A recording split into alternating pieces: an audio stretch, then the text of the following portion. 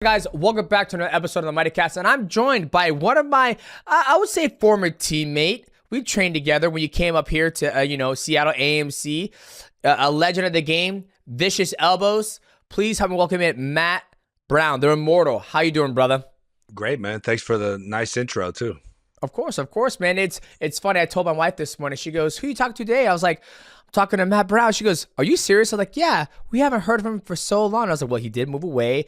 His babies are. How old are your kids now?" Bro, 15 years old now. And then I got a girl, too, who just turned 10. Wow. It's crazy, right? It was that long time ago, huh? I know. I remember how many kids do you have now? I have three. Otis is 12, 10, and 7. Dang, it's wild to think, right? Mm-hmm. Like you were there when were they born yet when you were there, when you came over? I remember you last time you were at my apartment there in Seattle. I remember you hanging out. Did I have the kids yet? I don't think so. I remember Colleen, she was pregnant. She was ready to pop. Okay. But I did meet him because I can't remember. Did you had him and then you go back home, or I felt like you had him in Seattle, or We did. Yeah, you had him in Seattle. So yeah, we did meet him. We did see him because I remember Destiny came over, I believe, to like help Colleen a little bit with the afterwards. You know how it is. After the woman gives birth, she's like, "Oh, help me. I need help breastfeeding and all that stuff." So I think we're there. But man, time flies. What a long journey it has been. Yeah. And unfortunately, we needed more help than that too when you have twins, which, you got kids now. You know how it is, man. Oh yeah. You gotta fucking go home. You gotta go back to the nest, my friend. Like, we've been blessed because Destiny's mom, Destiny's mother-in-law, dad, all live super close. My mom isn't very she hasn't helped out at all, due to her reasons and other circumstances. But yeah, man, like having to help a family is such a massive help, especially when you're training, when you're a full-time athlete. Yeah. And I believe you were getting ready for a fight when she gave birth too. That was, Because at one point you were going back and forth, and at one point you moved up here and you moved her up here. And then after that, after you got their couple fights, you're like, okay, I'm going back home. I need the help. Or I remember you sent Colleen home and then you went home afterwards and then you would come out for the training camps. Yeah, I think like we both needed the help, right? Like it was just so much stress, and I ended up losing a couple fights, and I don't like making excuses, you know what I mean? But like, it's trying to raise twins that were like, less than a year old, and trying to train all the time. It was a rough time for us at that time. So yeah, I mean, things happen, so you got to move on. I miss Seattle. I might be coming out there this year, actually, later. I was telling you about that. We don't have to talk about that on here, but you're coming out for pretty much. We talk about whatever the fuck we want. We catching up. Okay, people don't realize that we used to train together. I never forget when we trained. You're like, you know how Matt is. Matt's all right, we're sparring, Tuesdays and Saturdays, and then he's not picking and choosing. And I remember I went with you. You're like, death round. I'm like, what the fuck is that? He's like, don't worry about it, just death round. And I'm like, Matt, I don't know about this. And I remember we started going, I'm like, I'm gonna fucking die here. It's like, that's the whole point. It's whoever dies first loses. I'm assuming you're kidding a little bit, but the way you hit me, I felt like, he was pretty fucking serious, man. I was probably serious, like just knowing myself back then. Like,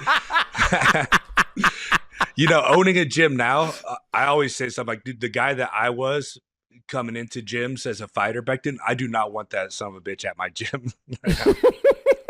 I'm like, I don't know how people put up with me, because that's literally what it was for me. Like, my training was literally like, go to a gym and like find the toughest dude and see if I can beat his ass.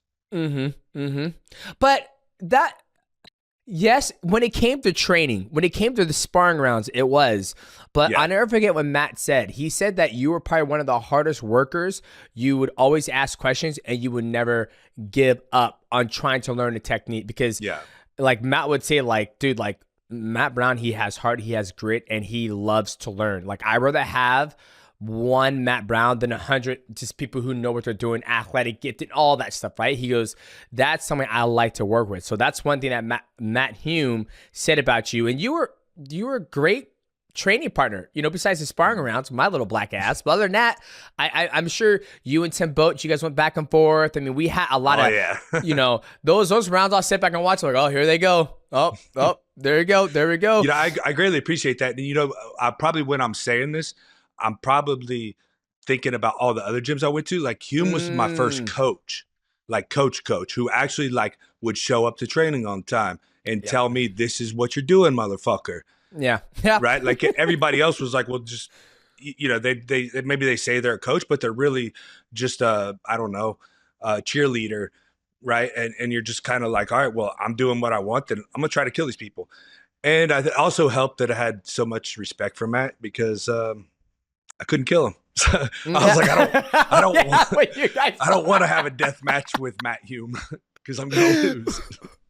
Well, that's why I think it made things different, because I don't forget when you guys would spar. And, you know, Matt, he'll come off the plane from Japan, having chocolate cake, get in the ring and spar you and Tim, and he will get you guys in the clinch. And that's one thing you took from Matt, that you took that clinch and you owned it. Like the frame and how you were able to control people's head and how you were able to hit your opponents with those elbows. So when you hit Diego Sanchez, I was like, that's one thing that even Brad Curtin said. Brad Curtin was like, Matt Brown took Matt Hume's clinch. Like, when you look at mixed martial arts today, nobody utilizes the clinch at all, right? When you were in the game, you utilize that clinch and you put people to sleep. Man, I say this all the time. Like, Matt was so far ahead of the fucking game because he was talking about that clinch stuff. I still think there's some people that clinch well today. Yeah, Charles Oliveira, he's probably the best example, I think. Paul Felder did it some. There's some guys that do it pretty well. I got some guys coming up you're going to see in the future that are going to be clinch fucking a lot of people, by the way. But with that said, I think he was so far ahead of the game. And he was the first one that put me in that mindset of clinch and like, this can be a powerful position. And of course, you remember Dorian, you know, him going back and forth Thailand was bringing like more pure Muay Thai clinch, whereas Matt was bringing, you know, his wrestling, MMA, right? So I had this beautiful blend of people teaching me this clinch, and then you start grabbing people in there and you're like, wait, you guys don't know what to do in here. Yes. Like you don't know what you're getting into. And I just love it. Just take his, and even if you go with someone good and you better them in the clinch, but you can just eat their soul in there, right? That's what the clinch is all about in Thailand, right? You're just taking their soul piece by piece. So I came to really love it, eating souls, right? That's just a great part of fighting it. But yeah, Matt's clinch is also, I don't think I ever, you know, I think I was there for a year and a half, maybe 2 years. I don't think I ever completely like grasped the depth of his clinch until many years later, because I would start getting better at the clinch, and then I would remember something that he taught me like 5 years ago or 10 years ago, however long it was, and I'd be like, oh, now I know what he's talking about. And the other thing I'll add to that real quick is like, when we talk about how far ahead he was of the game, dude, we were, what was it, 2009, 2010 era? Yeah. And he was already preaching leg locks back then. Yep. Remember, he was making all of his training. I didn't want to train leg locks for shit. He was forcing us to do leg locks. And look what happened. Now, Gordon Ryan, particularly, and the Death Squad, leg locks are everywhere now. And it's going to be an MMA at some point, too, I think, a lot more. Yeah, I think when you do leg locks, I mean, it kind of is. You have the heavyweight who's hit, what, four heel hooks in every single UFC event? It's 6? No, I just said, who's this? I forget the heavyweight's name. He just fought recently on the Surgan versus Tom Aspinall fight. I'm not sure what his name is, but the producer can look it up and tell us. But he's been hitting it. And I think with leg locks in mixed martial arts, you run a risk of the athlete coming up on top and hitting you. Because Gary Tonin, he was leg locking everybody. Then, you know, obviously he got knocked out by, I forget the gentleman's name. He just retired from mixed martial arts. So we could potentially see it in MMA, but it's all over the place in jiu-jitsu. Everybody's a leg locker. You watch any IBJJF, no-gi, adults 18 to 30, all leg locks. CJI, all leg locks. It's something that, but it's kind of crazy that Matt Hume was talking about that, you know, almost 20 years ago. And I agree with you. He was ahead of his time. And I still think his mental and how he can approach a fight and exploit people's weakness in a fight, he can do it. And I think right now, Walter was the guy who's been leg locking people in the heavyweight division. Johnny's brother, right? Walter Walker? Yeah, they're half brothers. So Johnny Walker and Walter Walker are half brothers. But he's been hitting that heel hook. But it's kind of crazy how Matt, he was talking about it so long ago. And now it's starting to, now it's big, almost like, oh, leg locks, it's the newest thing. And Matt's like, well, he don't smoke. He's like, that shit's long gone, man. We were hitting that shit a long time ago. You know what I'm expecting? I mean, we had like Husamar Polaris, right? He was the guy that really had the chance to, if he would just not be a dummy and let go of the freaking leg lock, right? He could have been doing that as a world champion, I think. But I think at some point we're going to see someone like him who can wrestle, has like good striking, and like doesn't. And when they get that leg, like it's over. Yep. Right. Yep. But it can also wrestle, right? Like because you got guys like Ryan Hall, right, who go for them a lot, but that's his only thing. Yeah. Right. I mean, he has amazing jiu-jitsu, but like, you know, the wrestling up. Yeah. The wrestling up. Okay. I can strike. Here's a high kick. Here's a push kick. Here's a clinch. Oh, you shot. I sprawl. You know, the full meal deal. Like kind of like when you spar Matt, I got your ass this time, Matt. And the next thing he goes, nope, heel hook or clinch, body kick, high kick. When you first came to AMC, right? Because I know you're managed by Mighty Cox. That's how you found. I was like, not. You weren't. So how did that come about? Because that's how usually like Spencer Fisher, Jens Pulver, Rich Franklin, Tim Boach, that's how they basically came to AMC. But if you weren't managed by Mighty Cox, how did you make your way over to, you know, this side of the world? Rich. Okay. Because he was going out there. Yeah. So Rich just invited me out and told me, I don't think he invited me. He just told me I should check it out.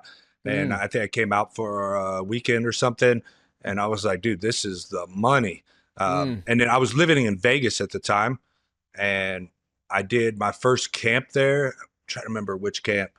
It was James Wilkes, the Ultimate Fighter winner. Yep. I fought him.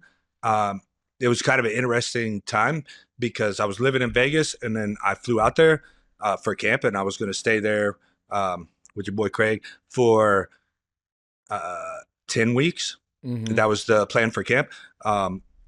2 weeks in, my father passed away, so I had to fly back and then deal with that for like about 2 weeks, and then fly back out and finish camp.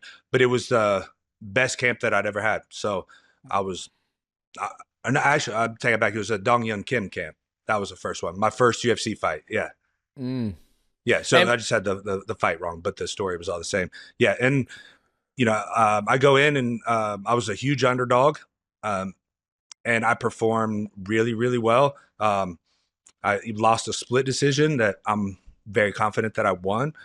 And I give all credit to Matt, you know, and the team, obviously, too, right? But, you know, Matt's the head of the team. The training, Joel, at that time, I don't think you were up around AMC much at that time. You were coming like every now and then. Joel was like very involved at that time still, right? Like he was, love the guy, right? But yeah, he was out there like making sure we did what we were supposed to do every single day. And man, we went through the grinder. I mean, he put us through hell. I think he was still kind of learning what the proper processes were to get someone ready. So it was still a little bit, a little tinge of go harder today than you did yesterday type of work ethic. And I just loved it. I embraced it. What's on, guys? We have the Zone, the Night of the Champions, the Ring 4. You got David Benavidez taking on Anthony Yarde. You also have Devin Haney taking on Brian Norman. And also on the card, you have Jesse Bam Rodriguez taking on Fernando Martinez. Guys, you guys can order the pay-per-view in the link in the description below. And when you order the pay-per-view, you're going to get a 7-day free trial of the Zone. This is going to be the biggest boxing event in 2025. You don't want to miss it. David Benavidez taking on Anthony Yarde. You have Devin Haney taking on Brian Norman. Guys, banger after banger, 4 world title fights across 4 different divisions. Click the link in the description below, order the pay-per-view, and when you do that, you'll get 7 free-day trial of the Zone. Now, let us get back to our guest. I love that. Yeah, I wasn't coming around that much. I think I was coming up, I think it was like Wednesdays and Saturdays because I was still working full-time. And then I also lived an hour and 15 minutes away. So the days I had off or I was off early, I would make it up there. But I'll never forget just, you know, all these guys coming in, you know, because at the time you're in the UFC, I wasn't in the UFC. I was still, I still was amateur. Yeah, I was still amateur, right? And I remember you fought in Alaska when I was there. and head kicked a guy. Yep. That was my transition. I was pro, but then after I kicked him in the head, that's when I got picked up by WC. But it's so far, like, when we think about this, I honestly feel like it was like 2 years ago when I think about like, you know, going to the swimming pool for the exercise. Joel, God. Dude, I tried to block that out of my memory. I completely forgot about that shit. Everybody hates the swimming exercise, but you know, like you said, it was still in the infancy stage of how do you prepare an athlete to go out there and fight. You don't want him to gas. You don't want him to think his cardio is not ready. So, you know, Matt will come with some crazy ass shit with like, okay, guys, you're going to swim with that brick. Nobody drop it. Nobody drop it. If you drop it, you're going to spar me tonight. And everybody didn't want to do that. But let us know, tell us about that swimming exercise. Bro. That one I completely just bitched out of. I'm the worst swimmer ever. And I come to find I have a good reason for it too. I get these DEXA scans all the time. My bone density is like off the charts. It's ridiculously high. Like they literally have to expand the chart for it, right? So I just sink to the bottom. I'm reverse buoyant. Like if I hold my breath, like I still sink to the bottom. So I remember Matt making us do the treading thing, and like I can't tread for shit. And I'd put my hand up on it, and he would step on my hand, and I'd try to go back and try to tread. I'd put my hand back up there. And he'd step on my hand, and I'd be like, bro, you can just break my hand because I'm not doing it, man. Like, that's the only time in my life, the only time I can think of, like, I feel I just straight bitched out. I just like, no, I can't do this shit. But yeah, so we do the tread water and then sprint to the other side and take the brick underwater. Because, like, George was an amazing swimmer, right? He was out there and he would take the brick and go all the way down the Olympic pool and back with the brick all the way at the bottom of the water without coming up. I'd get like 10 feet. Like, come up and I'm like, fuck this. Then you got Matt on the side, go underwater, you pussy, get underwater. Yeah. And it's like, I can't swim. Stop. And I'm 28, 29 at that time. You know, just getting in the UFC, think I'm kind of hot shit and all this and that. And I'm like, bro, like, I don't need this bullshit in my life, man. Like, I want, you know, like, there's like, can we just go punch people? Yeah. You know? Well, I always love it. That's one thing I miss about like the later stage of my career is that at that time it was a group. You're getting ready for a fight. Tim Boach was getting ready for a fight. Rich was, I think, at one point getting ready for Anderson Silva the second time. You know, and like you had Mizuno, you had Sakurai coming in town, you know, you had the Pride, you know, critical, I think it was either Pride or Dream at that time going on. So I was surrounded by a lot of athletes who were in the professional league, UFC Dream, where at the tail end of my career, it was just me training and Karos as well. But Karos, you know, he fought and won and they kind of like, you know, got cut from one championship and then he wasn't really, you know, like trying to find another fight, essentially. He almost kind of like semi-retired. He didn't retire, but he's like, you know, I'm just doing my thing. That was one thing I missed. But let's talk about your UFC career. You had an amazing career, amazing fights. Talk to me about your favorite ones, and then obviously the ones where you're just like, God damn it, like I made that mistake. Yeah, I've made enough mistakes. Definitely, my two favorites would be when I fought Robbie Lawler or when I fought Eric Silva. Eric Silva was a fucking banger. Yeah, that was a fucking banger. Yeah, that's an easy one, right? But actually, my fight with Robbie Lawler, I like more personally because it was I learned more in that fight than any other fight in my life. Robbie was the only guy in my entire career that I've been where I punched him square in the face hard, and he was rocked, and he still looked at me like a warrior, right? With composure, like he's like, I'm not, that's not what's going to stop me. You got to do more than that. Where, I mean, you fought enough people, you know, where most people, you punch them and like you see something click in their brain. They're like, I don't want to do this anymore. Right. And he was the first guy that ever fought that was like, I want to do this more now that you punch me. Right. And he was, you know, so I learned so much. And Robbie is such a tactician that I took that for granted a lot in preparation for that fight. I really thought I was going to outsmart him because he doesn't come across like a smart guy, right? We're doing media tour together and stuff. And he's like, you know, giving one word answers and, you know, just not really caring. And the way he speaks, like he doesn't come across like some articulate genius or anything. Right. And, but come to find out, I've actually got to know him a little bit since then. And he actually is a very smart guy. But regardless, Um, in the ring, the guy is an absolute master technician. Like, he knows so much more. He's 5 steps ahead in a lot of ways. So that's my favorite fight as a martial artist. As an entertainer, yeah, Eric Silva, because I mean, it was a fucking banger. Like you said, it was a war, and I fought through some shit.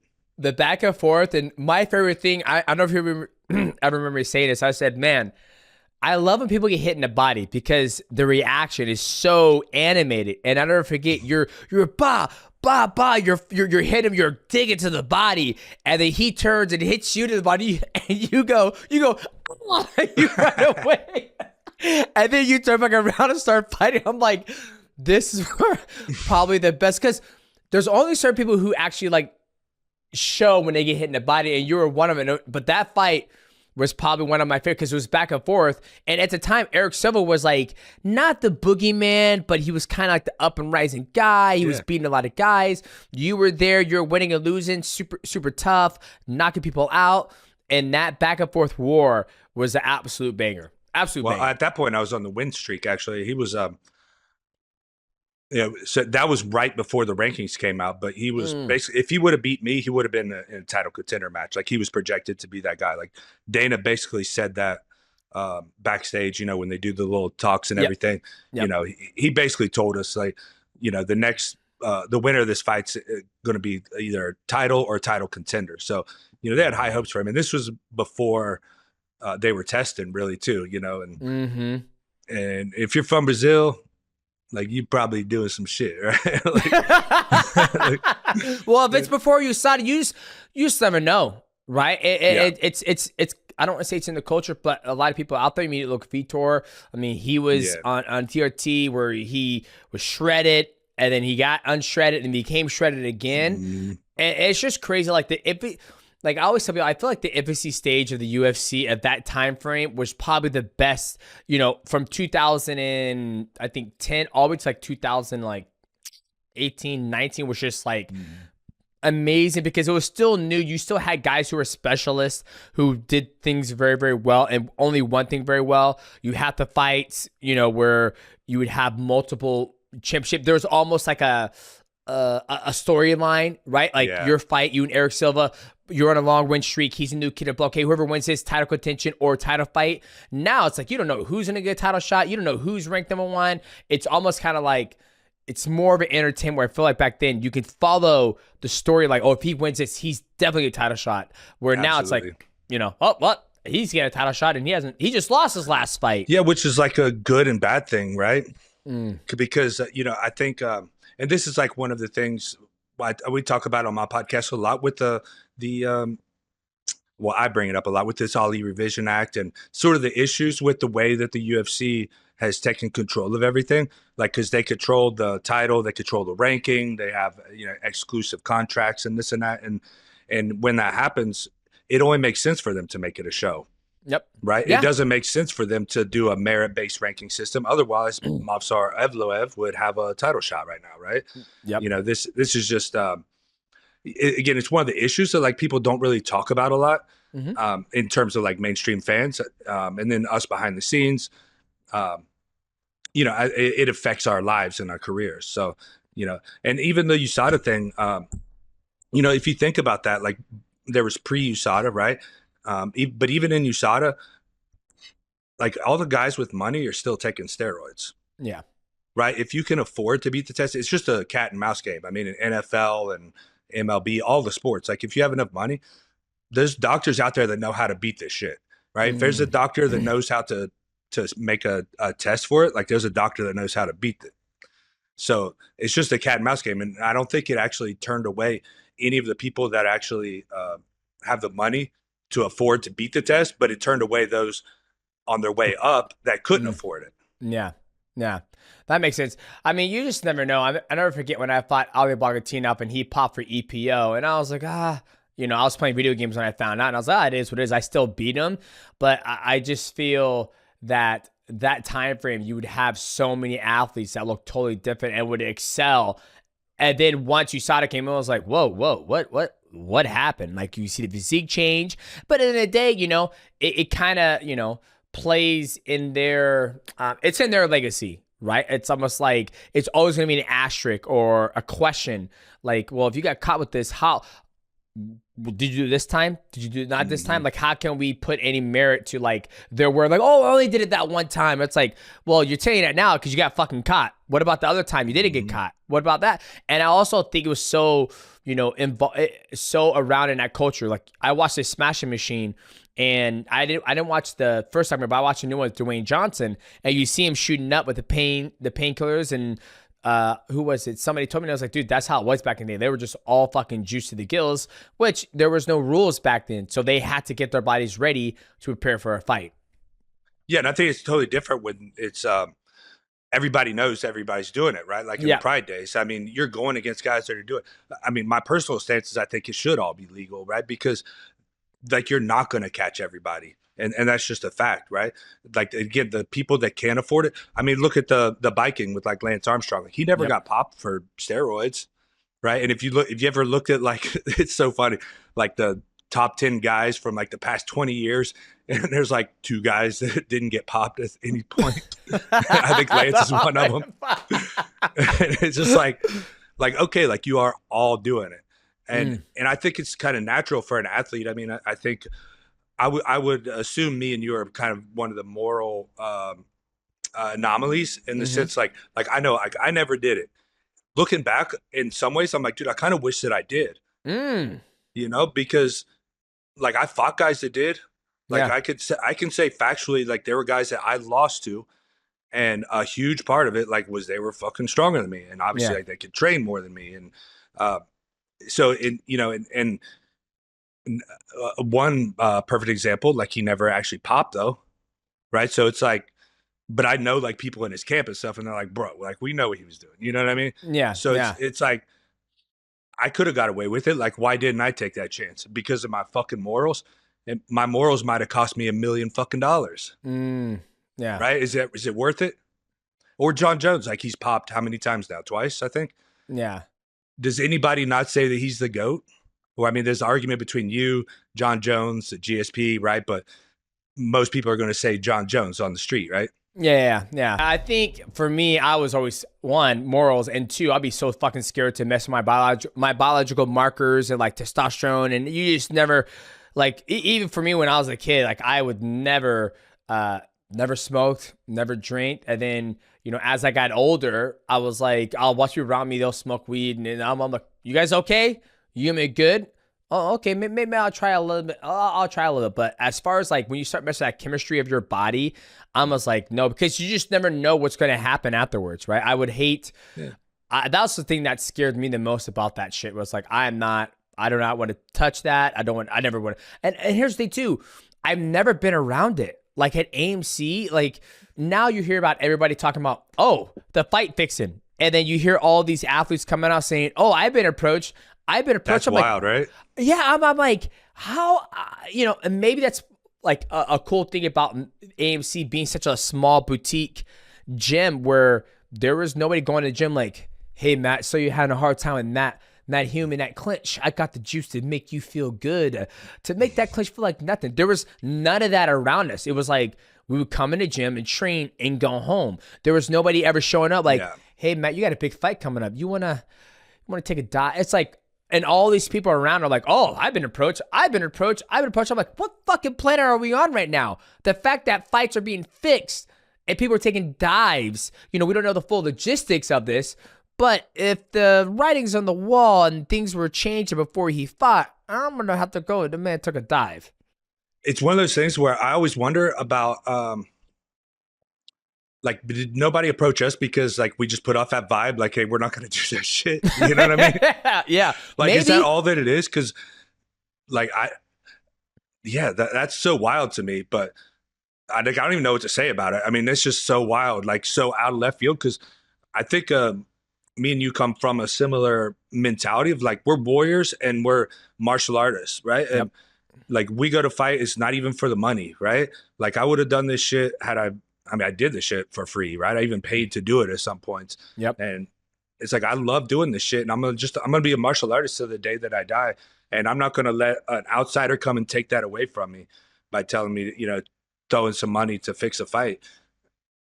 So I guess when we talk about it, like the difference between it being a show and a sport, that's got to play a role in that, right?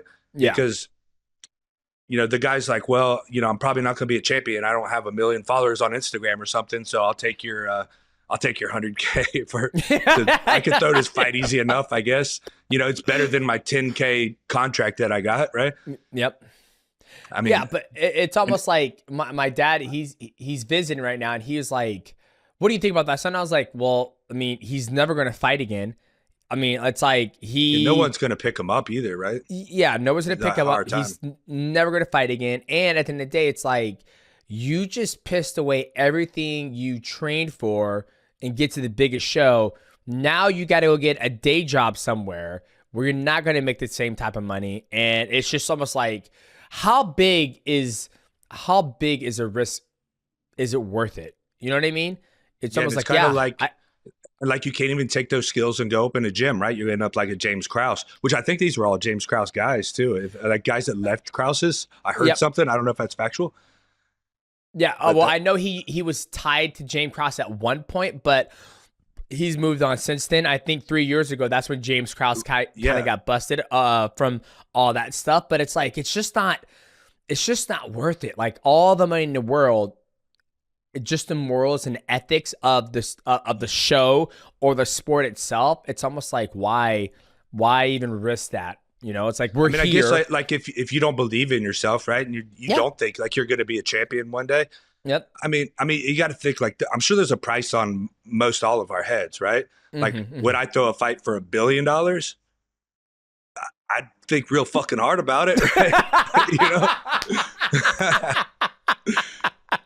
So it's just a matter of like, what, if this guy's making 10K and he's like, maybe he's got a fucking mortgage due or something, right? Yeah. He quit his job and he's got a mortgage due and a new baby. And he's like, this guy's like, hey, you can make 100K, just throw this fight. Yep. Right. Yep. He's like, fuck, man, I guess, Yeah.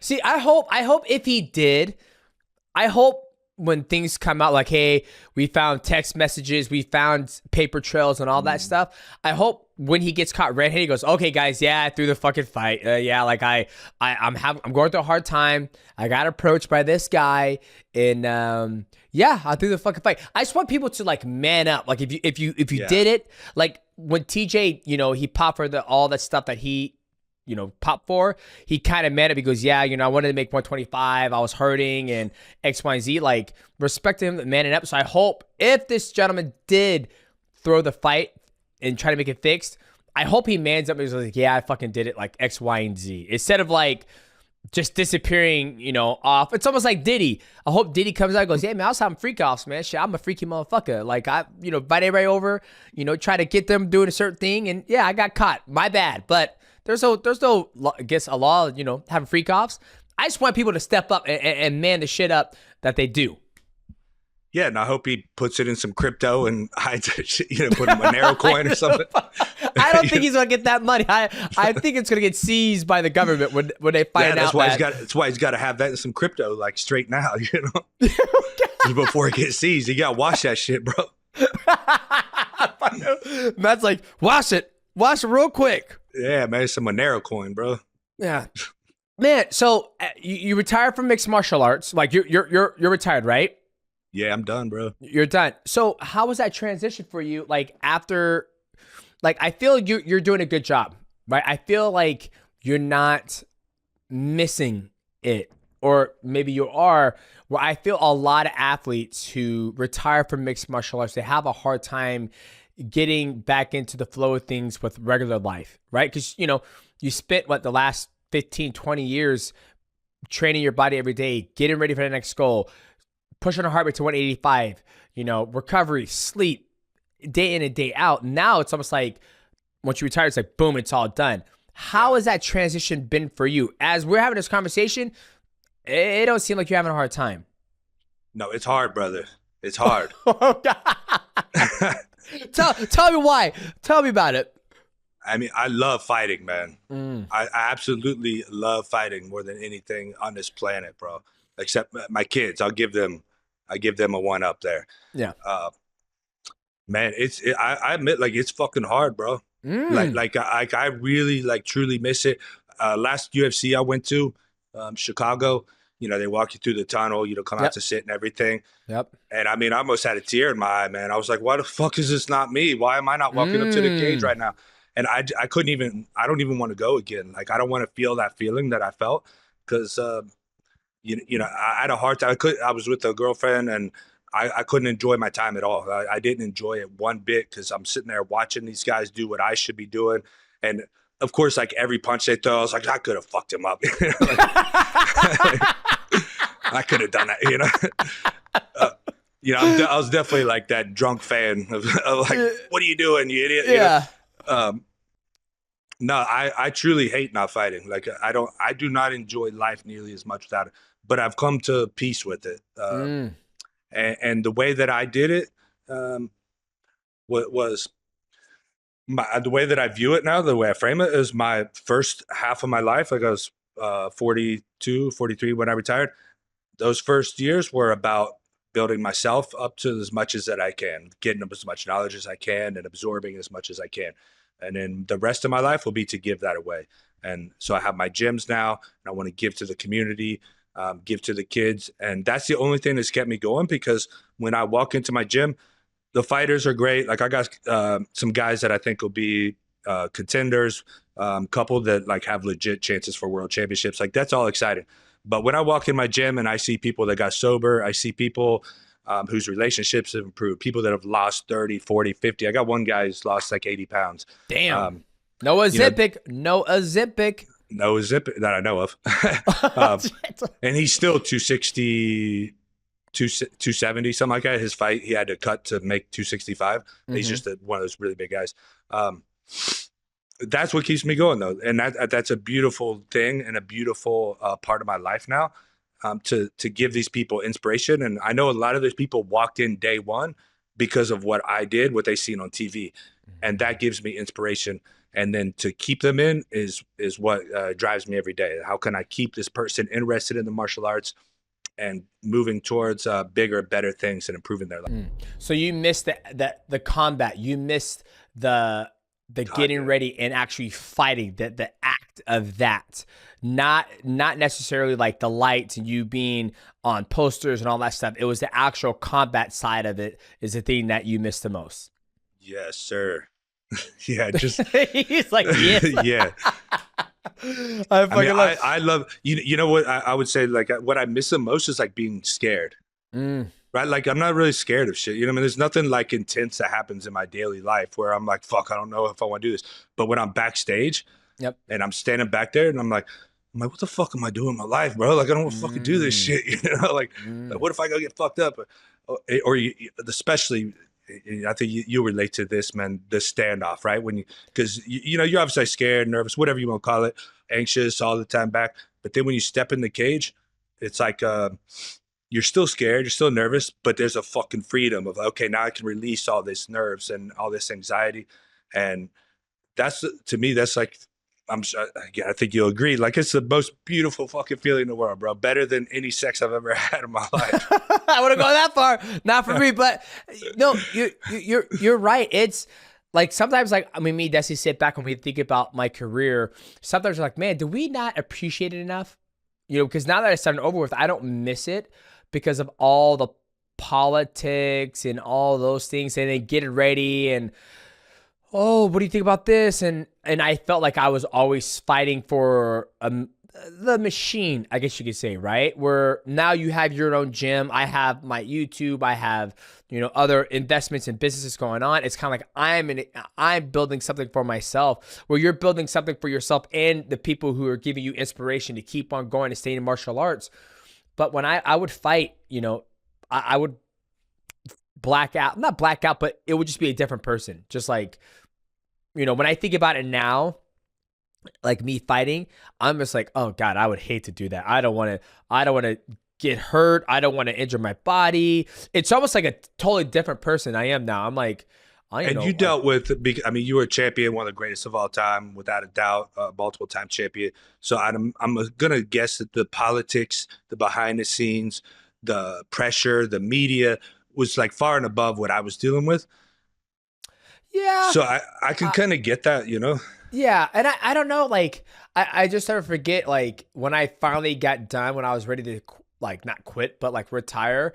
Like I'll just never forget, I was hitting pads and Matt was there watching, and I got done. I was like, I'm tired of fucking working hard. I was like, I'm not gonna lie to you guys, like I'm ready to like. And then Destiny knew it was my last camp. She knew it was my last fight. She was like, you don't know that this is your last fight. I was like, nah, I'm gonna keep on going. She goes, I think you're done, babe. And I'm like, the fuck? I was like, my fucking muscles looking small. What's going on here? I'm fucking peak prime, baby.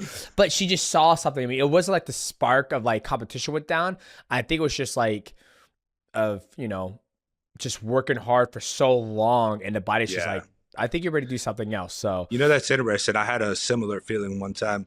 I don't think I've ever even told this story. I was one time backstage right before a fight, and I actually called an Uber to pick me up. I was like, I'm not fucking doing this fight tonight. What? I literally called an Uber. I was like, I told my coaches, I was like, I'm fucking leaving, bro. Fuck this. And then they sat me down, convinced me, and I was like, all right, I canceled the Uber. But it was in my head. I was like, dude, I just want to go eat a fucking pizza and sit and watch TV. Like, I don't need this shit in my life, And I happened to go out there and lose too, by the way. So. You're like, you still want to order that Uber? Yeah, get that fucking Uber. Let's go to Pizza I should have ordered the fucking Uber, right? But it was but that's when I kind of knew that I was on my way out. I still had a couple fights after that, but it was like, I know what you're saying, like the amount of work and that single-minded focus that you have to have when there's like so much beautiful things in life to enjoy. And at some point we have to enjoy the benefits and the rewards of all this work, right? Or else we're just working ourselves to death. Yes. So I totally I could totally relate to that. But I could tell you every single day when I walk in the gym and I'm sparring fighters, or especially when I go to these events, it drives me, even the local events. Like I have a hard time cornering guys because I just want to get in there so bad. Yeah. The actual competition, I know most guys say like they don't love the competition. They love the training and the lifestyle and all this. Like I always hated the lifestyle and the training personally. I should say I hated it, but it's a little bit like we have a choice whether we go to the gym. Yeah. And I like to have like, no, I have to go to the gym. You know what I mean? I like someone, maybe not someone, but like outside of camp, like I'd always have a hard time other than just being a martial artist. So like I love to go, be a martial artist and learn new things. But I don't want to like push myself. Like it's fucking chill, Yeah. So then with the aspect of you having potential athletes in your gym who could be a world champion, who could be a legit contender, what the landscape of mixed martial arts, it's out there, right? You're involved. You're not involved, but you're seeing, the writing on the wall with the Ali Act revision, all that stuff. You see how if you want to get in the UFC, you go to the, that's the only legit place that's actually paying, pretty legit money, right? PFL is, GFL. We don't know if they're ever going to get their shit together. You have Rise and you have one championship, but in America, King is, the UFC. So knowing that fact, do you still have that motivation to get your athletes to that level? Like there's a guy in our gym, he was about to get ready for a fight, but his fight got canceled. The casino just canceled the whole card. And I told him, I was like, dude, to be a mixed martial artist right now, a pro MMA fighter, this shit is hard. It's not looking too bright because to get it, I was talking to somebody, and this was off record. And I asked him, I was like, "Dude, what's the path to get to a good promotion to make money?" And he was like, "Well, for the UFC, he goes, it's going to be Dana White's Contender Series, and then after that, then you get picked up from there. Then you make the UFC." I could be wrong, but he's a manager. He manages a whole bunch of athletes, and I'm like, well, if you don't make it to Dana White's Contender Series, you're pretty much trying to get picked up. It's very rare that they sign somebody who just comes right off the street, if that makes sense. So for you, how do you stay motivated knowing that he's going to go right into that machine? Yeah, I think it takes a special guy on the athlete side. For me, look, I'm here to ride along the journey and provide as much value as I can for their journey. This is part of one of the reasons, like, I don't have a fight team, so to speak. I help guys that are my friends and that are actually help the community, help the gym, help the brand, things like that. And if they do that, then I'll give you all the knowledge that I have. other than that, like I'm gonna help people lose weight. I'm gonna help people, get sober, whatever, right? I want to help regular people. In terms of fighters, like I tell them that from the beginning. Like I don't care if I train fighters, but I'll give you all the knowledge that I have if you want me, if you're my friend and we're along on this journey together. And if that's what you want in your life, just understand what you're getting yourself into, and and I'm happy to help you be the best martial artist that you can be. But for the athletes, it's a very difficult road, right? Like it's not what it used to be. In our time, I mean, I guess it was pretty hard back then too. There were so few people that they were bringing in. I mean, I got in on Ultimate Fighter. I got lucky. I don't know if it's harder now or less hard. I think it's harder now because I feel it's so predicated on the viewership and what you bring to the table. We got a guy who's 7 not me, but I trained with a guy who's 7-0, and he's like, man, I want to make it to the UFC. And I talked to this guy, and he was like, dude, right now the word on the street is that like they're not signing any flyweights. They're not worried about flyweights. They're like, they just want 15 fucking ninjas, and that's it.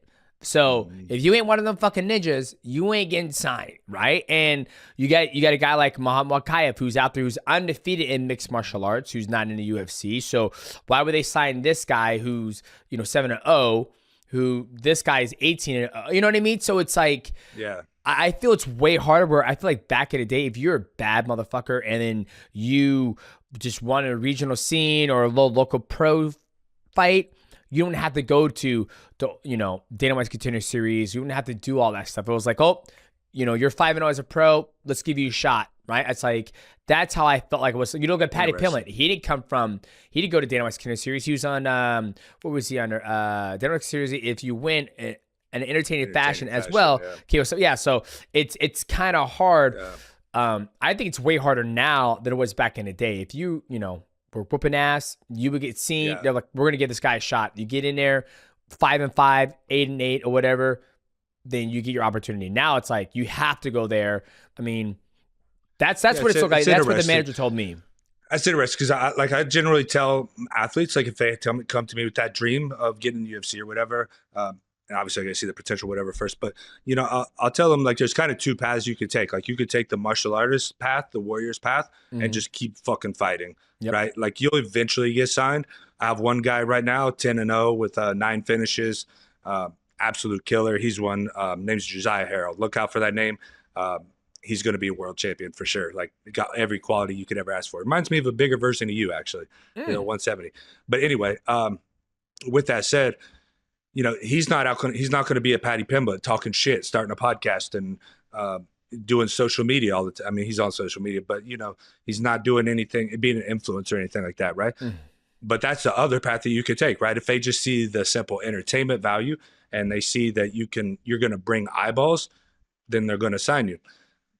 But the real reason, like, I kind of feel like it's easier now, and I could be wrong, like you could be right, but it's because there's so many people. And as a flyweight, like it's, for whatever reason, they don't promote that division a lot. But in terms of like 145 and up, and maybe 155 and up, like they have so many guys, and bro, there's some of them that like suck. Like they're just terrible, right? I mean, there's like terrible athletes in there, and it feels to me like throughout the years that I've been doing this, like over 20 years, whatever, like everybody I know that really shot for it, like they got a shot at the UFC at some point.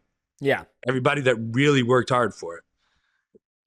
So that's why I kind of feel it feels to me like it's probably easier today because there's multiple paths.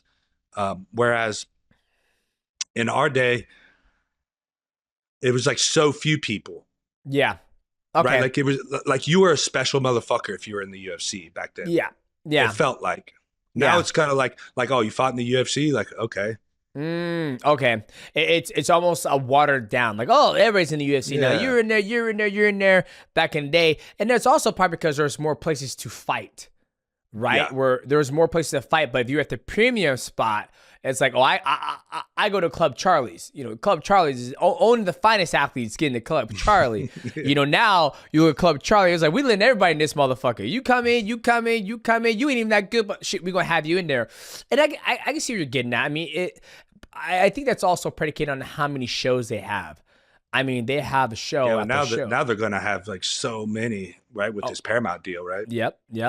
With the 7.7 billion, do you think that's going to affect fighter pay? Like that's always the biggest thing when people talk about, not the everyday casuals, the mom and pops who watch mixed martial arts, but from me, you, guys like Wani who kind of cover the sport, they see 7.7 billion. We always think like, one, how's that money being distributed? Is it through stock? Is it through equity? Or is it just all cash?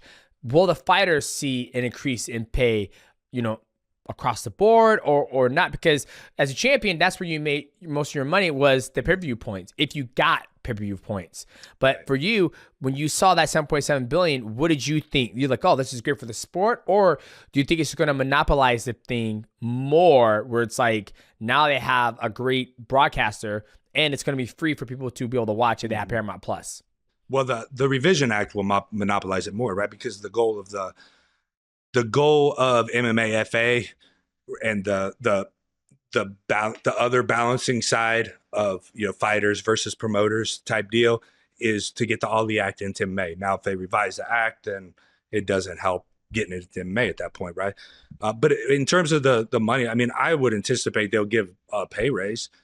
It's just whether it's like significant enough to really make anybody difference, right? I mean, it's almost like we're all just a bunch of fighting dogs, right? And if you can go down the street and you can buy your dogs, that everybody wants to see your dogs because they're your dogs, not because of the dogs, but because they're your dogs, and you can go buy them for $10, you're going to keep buying them for $10. Yep. You're not going to go get if that dog owner, if he says, well, my dogs are going to be $20, he'll be like, okay, well, the people are coming to see my dogs, not your dogs. They're not coming to see the dogs. So I'm going to go to the next house and I'll get those dogs for $10. So you can fuck off.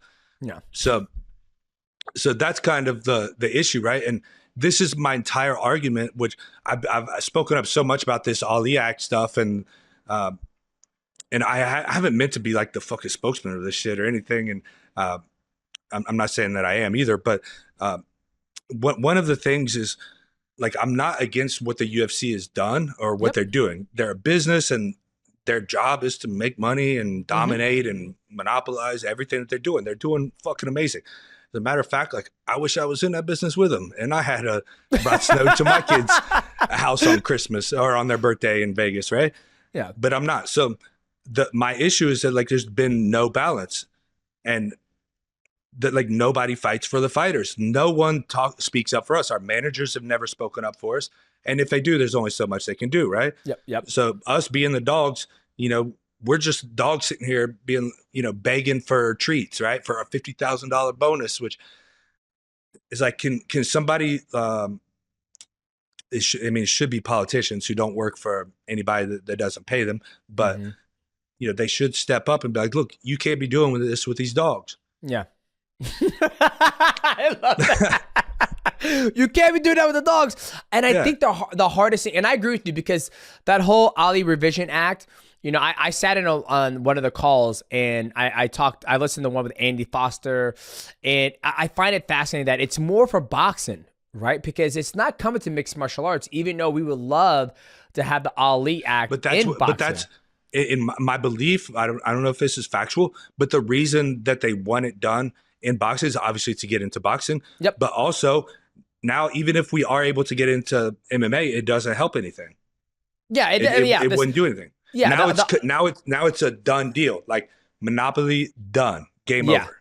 Well, I feel like it won't be. And the reason why I say this is because, Oscar De La Hoya says, I'm not worried about it, right? And from what Andy Foster said, depending on if the UBO and the IV Act revision thing gets done, then there's going to be different UBO, and you can decide what legislation you want to fight under, right? Granted, you're going to have to rely on your manager.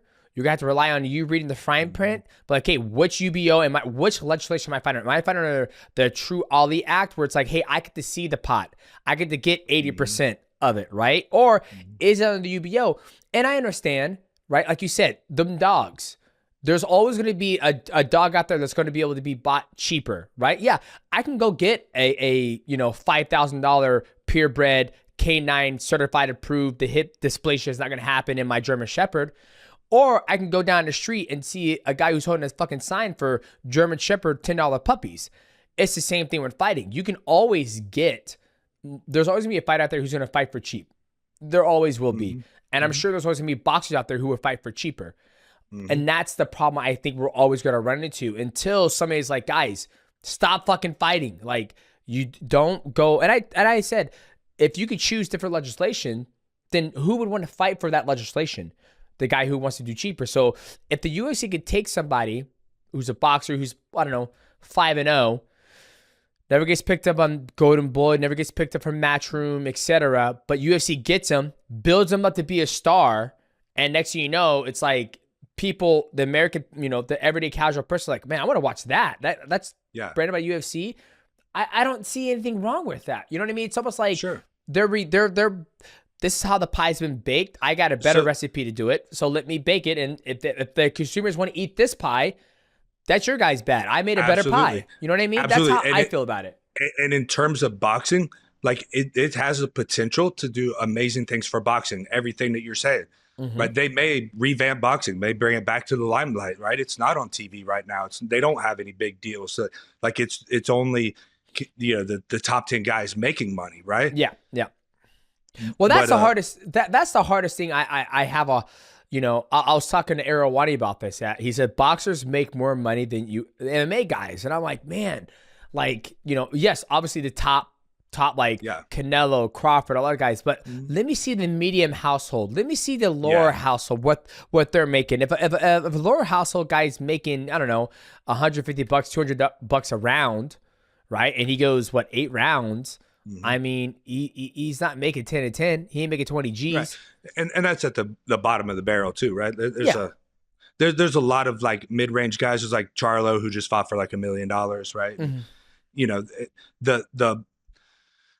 But the point of all that is the reason that the Canelo and Crawford made more than the entire UFC roster in one fight, right, is because the promoters were fighting for them versus us fighting for the promoters, right? Yep. But so regardless, so my whole point is, look, they may make boxing better. They may bring it to the limelight, and then hell, guys might fight for the UBO and build a big brand name, and then go on fight, get released from a contract, go over to the all the act type stuff, and now they got a big name to magnify even more and make money, right? This may be a great thing for boxing, or maybe no boxer signs with UBO at all because they're like, I'm not doing that shit or whatever. Like, I don't know. Don't really care. I mean, I love boxing, and I think boxing is going to be here no matter what. So who really cares? I'm not a boxer. I'm an MMA fighter. An MMA fighter, well, former MMA fighter now, unfortunately. But it's hard to say it. I hear you. It's hard. But to get some of the Ali Act is also not perfect, but to get some of the protections in the Ali Act into MMA is the goal. Yep. And if the Ali Act is revised, it is impossible to bring it to MMA now because it would just be under UBO. So it has nothing to do with what they want to do with boxing. Now, I know there's a million arguments on how it could monopolize boxing, and to me, because that's not my lane, that's not really.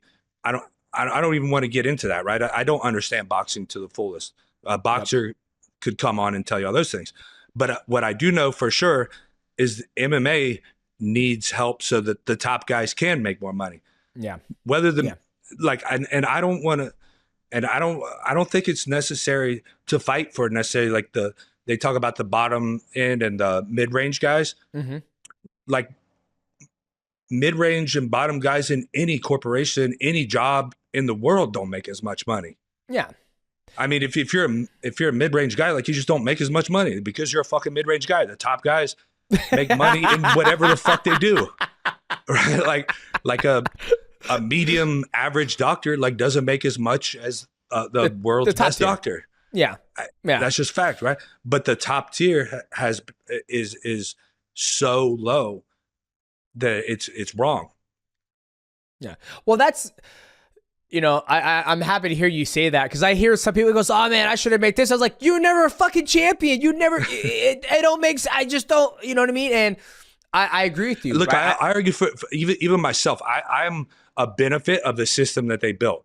Yeah. Like if I was boxing, like with my record and that, like I wouldn't be nearly what I am, right? Like I probably wouldn't be on your podcast right now, right? Like I wouldn't have my own podcast. I'm sure if we spent time together, and I've been seeing, and maybe as a friend or something. Yeah. But at the same time, I think the shit you've been saying lately, I enjoy it. Like I go on, and I'm a lurker. You know what a lurker is? Fair. I'm a lurker. I lurk around. I see shit and I laugh, and I'm like, he's got a fair point. Or you're right. You're like, huh? Like you stand on base, right? Like the fact that you're like, dude. Well, I mean, it's honest opinion. It's like, dude, just because I never forget. When I fought in the UFC, I beat Kid Yamamoto. I made $5,000 to show, $5,000 to win. He made $15K to show, $15K to win. He made way more money than me, and I beat his ass. And I was like, at one point, how is that fair? That's not fair. I just beat the guy and he makes more money than me. And I almost kind of lost a sense. If I fought Miguel Torres, he's made more money than me. But it's like, at the end of the day, those guys have a name. They built their brand. They are that top tier echelon. So the fact that you think you deserve what that top tier echelon has, I don't think so. Like I can't, when I jumped into the mixed martial arts, I was 3 to show, 3 to win. A lot of people are like, that's not fair. It is what it is. So for a new guy to come in the UFC and he's making 10 to 10, I'm like, hey, that's the way that's the way the cookies crumble, dog. Like you just gotta battle through that and get to that point where you can make more money, just like in NFL. I don't know what like the starting wages. I think it's like 400,000 walking on 300,000. Yeah, practice squad, right? You ain't get that Patrick Mahomes contract. You ain't get that DK Metcalf contract. You got to work for that. Then maybe you do it. But NFL does it too. After 4 years or maybe 5 years, you get the health benefits.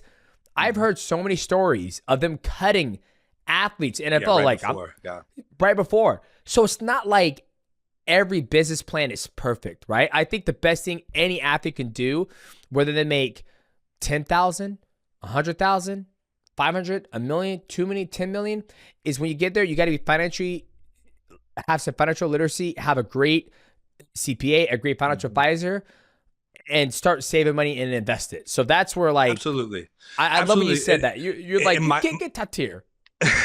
And my only thing that like I would like to see, like if I were just the god in charge of all this, is that the top guys like get their value. Like that's all that it's about, and that the sport is based on a meritocracy. Yeah. Right. Like Movsar Evloev is like a perfect example right now, right? Like he should be having the fucking title shot. Yeah. But because he's not as big of a name, because he doesn't speak up as much, because he doesn't have as exciting of a style, and now he's stuck in this number 1 ranked position and not getting a fucking title shot, and guys underneath him are getting title shots, which is because it's a show and not a sport, right? Yeah. At the same time, we just don't know what Movsar is doing. Like he was supposed to get a title shot. Well, he's going to fight, and then he got injured.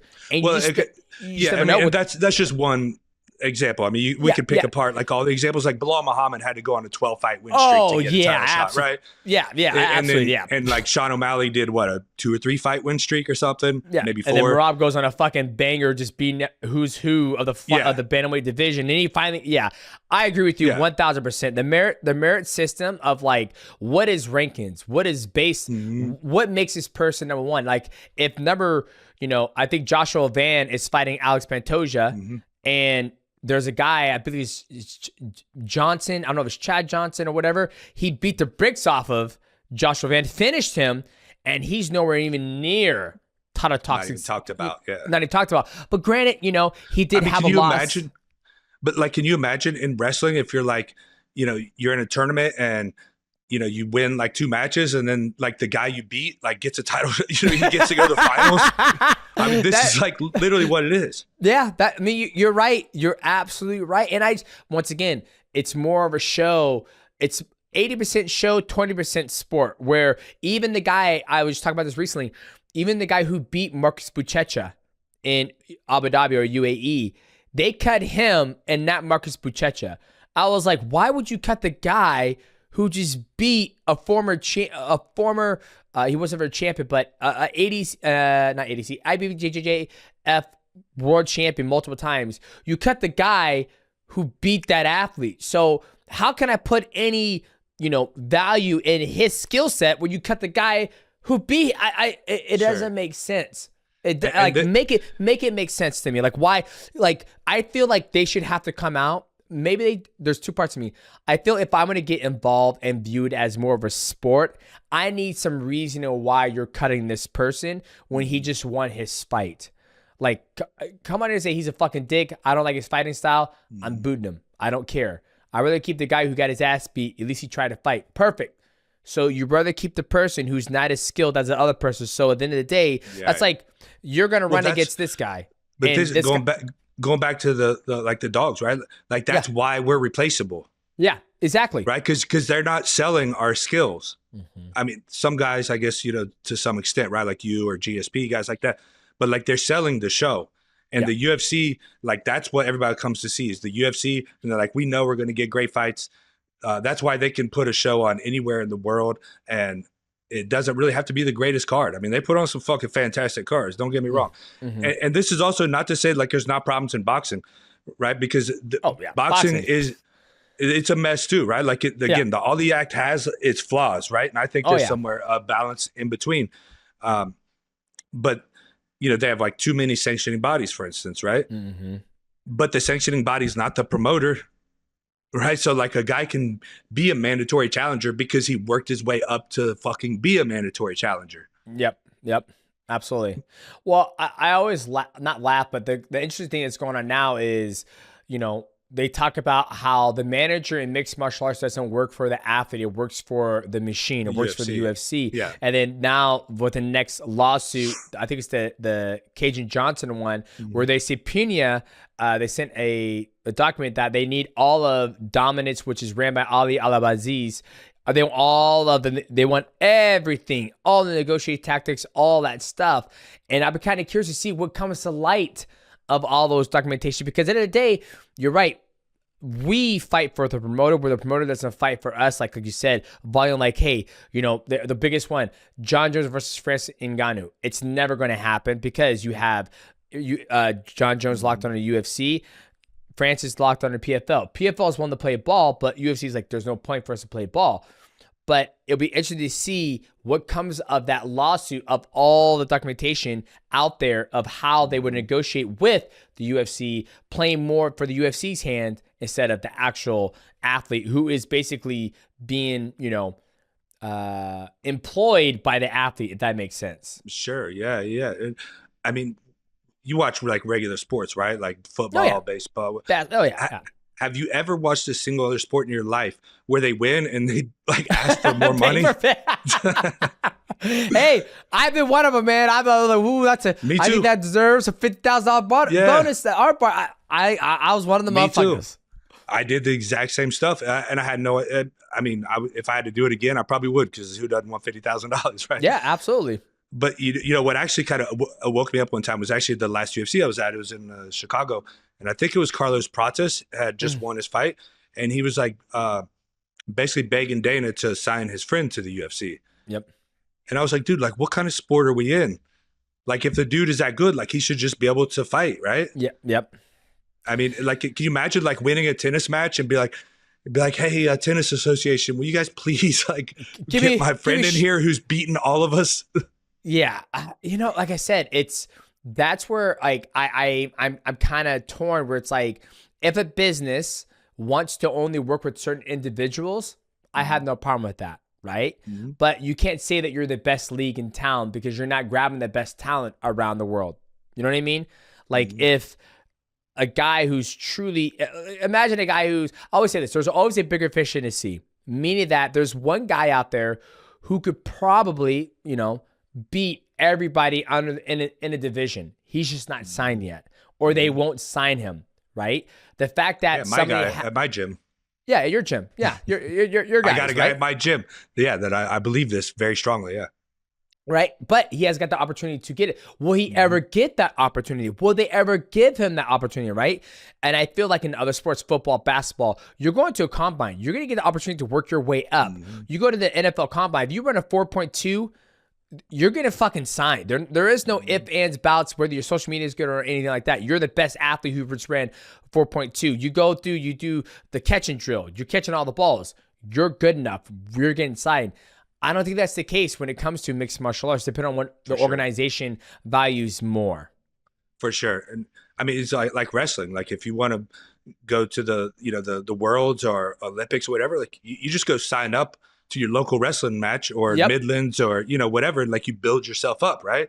Yep. And then you, based on your meritocracy, if you beat the guys, you move on. Yep. That's all there is to it. And of course there's no money in that shit, but I mean, money corrupts everything, right? That's a simple thing, but this is again, if we could bring the ilia, just circling back, right? If we could get that to MMA, like I think it could change the sport in a lot of good ways. Like we'd have the opportunity to see like a Jones and Gano. Yep. Now, in its current state, the way the ilia is, again, if I were God of the world here, I wouldn't bring it currently the way it is. Like I would make some updates and some changes, right? I think there's a lot of improvements that it needs, but the improvement that it doesn't need is something with like a UBO thing, right? Yeah. Where now, so this is my whole argument from the beginning, right? Is if it gets into boxing, we can't bring it to MMA now. It's not, and now it does no help for anyone in the MMA space. Whatever it does, it's going to pass, right? Because, it's a Republican House and Senate and everything. And, I mean, that's clear, right? It's going to pass. No matter how much we fight, unless we come up with like $10 billion like tomorrow. And that's not going to happen. I don't have it. I don't have it either. You the champion, bro. I was underpaid. I was way underpaid. Fair. I agree with you. And that's the hardest thing. And the fact that no boxers are on there, it's all MMA guys. And now it makes sense because they don't want it to come, because if it does come. This is my biggest argument. The biggest thing that I keep saying, right? Okay, no boxers go in there, right? Only former fighters ever went in there too, right? Because we've seen, what it does, right? I think you heard me on the call if you were on that CSAC call, right? Yeah. And this is my fucking argument.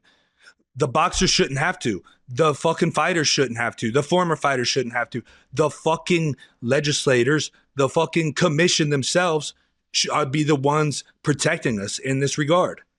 These are the motherfuckers that should be caring about us. Yeah, I don't think they're knowledgeable enough. I think we're small. We are small in the pond of whatever the shit they have going on. You know what I mean? It's like, why do I care about why would Governor Inslee? Yeah, why would Governor Inslee give a fuck about me or all my teammates in the gym? And to be fair, like fighters, we don't do ourselves many favors either, right? If you look at like Strickland's fucking social media, you know what I mean? We're like, right, this is your representative of your fighters. Like, yeah. So I get that, but again, we shouldn't have to do it. Yeah, like there should be people out there that are working to protect us, but they're not. So I'm like, okay, I'll speak up. I'll at least say my fucking mind. You know what I mean? What else can I do, right? Well, and at the same time, I also think it's more retired fighters. So I like to see more active fighters doing it, because I feel like, and I could be wrong, but this is how I feel. I feel like as a retired fighter, I don't have any stake in the game anymore. I have no say so, right? Even though me being on the top, like if, I could they could take my say-so how it is, but if Merab is living his best life, whooping ass and chewing bubblegum, or Sean O'Malley's happy, or if Pantoja, Joshua Van, Ilia Topuria, Paddy Pimblett, and then you even have guys who are retired, like Forrest Griffin, who signed off, and it's like you have too much of the battle between each other, where it's like, if I'm a legislator, I was like, well, guys, like, you guys are all retired and you have no say so. But if I ask, 20% of the guys on the roster now, and some other guys who are retired, they like it and they want to see it through. I don't, you know what I mean? I feel like there's such a big divide. But I also think if you ask those guys in private, they would be like, yeah, fucking do it, guys. Just don't don't say my name. Don't say my name. Because look, there has been fighters that have spoken up. Fedor, he didn't sign with the UFC. You went over to one, and I remember you saying like some things like, the UFC's kind of, a little sketchy on this and that. You didn't go too hard on him, but Francis Ngannou. Yeah. Francis Bibiano, he didn't come because he said the pay was low. For me, I was outspoken about it. I was like, I just don't like. I just feel that I was never big into arguing. Right. I felt like if you're truly the best in the world, then pay me like I'm the best in the world. And when I went to one championship, they valued my skill set. They valued my morals. And it was easy. And guys like Sergio Pettis, he's spoken that he made way more money outside of the UFC. I mean, that's the thing. Like, those were the athletes. Yeah, those are the athletes who are like, I'm not going to stay in this machine. Like, I'm going to find out what my true value is. And then you have guys out there like Michael Chandler, who's probably making great money at Bellator, I don't know, who wanted to come to the UFC. There's there's guys out there who want to come and test themselves, right? So now, I think that's always going to make it that huge divide when it comes to guys, for the legislation, for somebody to stick up and like what you're asking for. The fighters shouldn't have to do it. The legislation should be out there defending us and protecting us. But they're not. Yeah, and unfortunately, well, they're just paid off, right? I mean, they're going to go to whoever's going to get them the most money so they can run their next election. And like, my brother's in politics. He's part of the RNC and stuff. And like, I understand the behind the scenes of this. He runs campaigns and stuff. Like, I actually understand why they are the way they are. Like, they have to. Like, their campaigns, the more you spend, the better chance you got, right? So you have to make more money. So you have to. It's a vicious circle, right? But think of a hypothetical scenario. Say, like, if you had got released from your contract with the UFC and had under the Ali Act, maybe a super fight with, I don't know, who was big in your day would have been a great super fight. Maybe up a division. I'm not thinking of big names, but maybe like Cody Garbrandt, right? Cody Garbrandt, you and Cody Garbrandt. And now you guys go pitch that to promoters, and then the promoter has to put it on. You're getting 80% of your purse. Oh yeah, be great. I mean, I don't know how much money you made in your career, but you probably missed out on 20, 30, 40, maybe $50 million. Easily. Yep. Right? It's funny you mentioned that, because I remember when they wanted me to fight TJ, and I was like, well, this TJ, that was a better example. Yeah. Yeah, that's what I wanted. I was like, this is what I want. And they're like, we're not going to do it. And I was like, then I'm not going to fight him. That's literally how it went. And that's how I feel every business deal should go. But if the Ali Act was there, then I could be like, hey, HBO, Showtime, like, we have an opportunity. And that's the unfortunate thing that we will probably never get to in our lifetime, unless athletes, when they come up, like, I think what Tom Aspinall, he has 2 fights left on his contract. This is from me watching the behind the scenes on his YouTube channel. And his dad was like, I don't want him to sign with the UFC. Like, imagine this. Tom Aspinall he wins 2 more fights. He's a free agent. He's a world champion. And next thing you know, he goes, nah, I want a free market. I want to see what's going to be. But then again, the UFC has so many athletes under the roster, and they'll just bring somebody else in to fill that spot. Sure. Like, the brand is so big. And unfortunately, because of the monopoly. Yep. Which, again, not hating on the UFC. Like, they're supposed to fucking monopolize it. So they own a business. But because of that, I love that. Like, his only path would be to go fight probably Francis in boxing. Yeah. They probably would not fight in PFL. Like, PFL would certainly push for it, right? And there's a chance they would come up with enough money for that. I don't know if they could afford it. But like, it would probably be boxing, because boxing's under the fucking Ali Act. Yep. And again, the Ali Act's not perfect. I mean, we could, we could spend a whole podcast on the flaws with it and how, I mean, it's a fucking mess too. Yeah. But it's like a mess that could be cleaned up. Whereas like if this revision act essentially makes it like it wouldn't be a mess anymore. That's for sure. Yeah. But it's like, ain't nobody getting paid. Everybody's gonna be like, shit, I don't get 80%. I don't get that.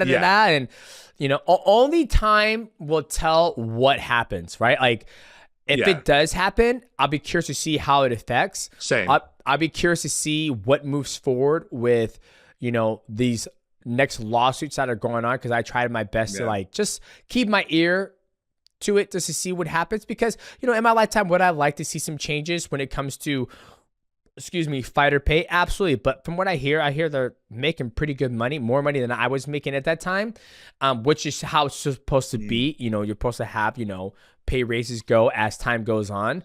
But I don't think about the amount of money. I think that's what people get caught up in, is like the amount of money. They're like, oh, John Jones made $10 million. He's set for life. He's fine.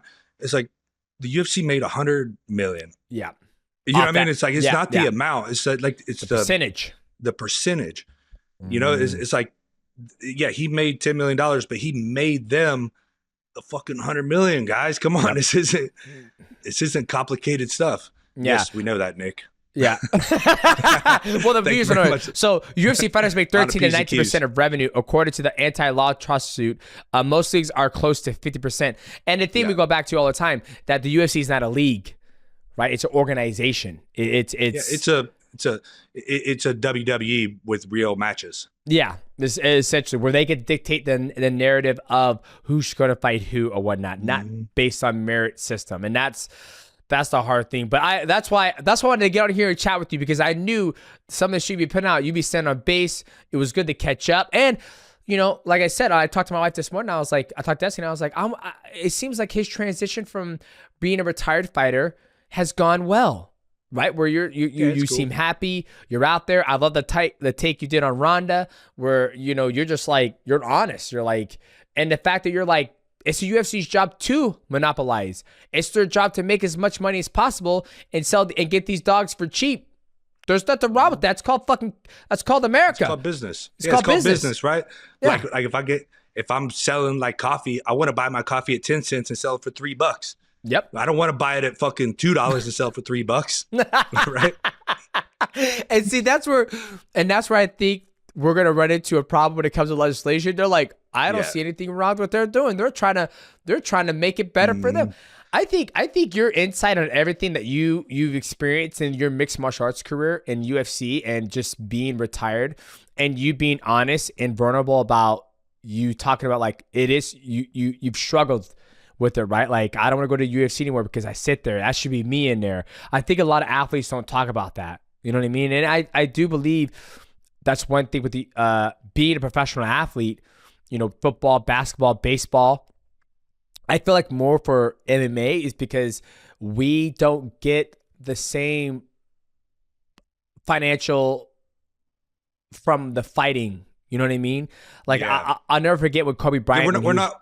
I said this, not to interrupt, but like, you know, I said this when I quote unquote retired. Everybody was like, "Oh, you retired?" I was like, "Well, I didn't really retire, because to me that's like golfing in Florida for the rest of your life." Yep. Like, I switched jobs. Yeah. Like, I don't have enough money to last, so I got to do something else now. Yeah.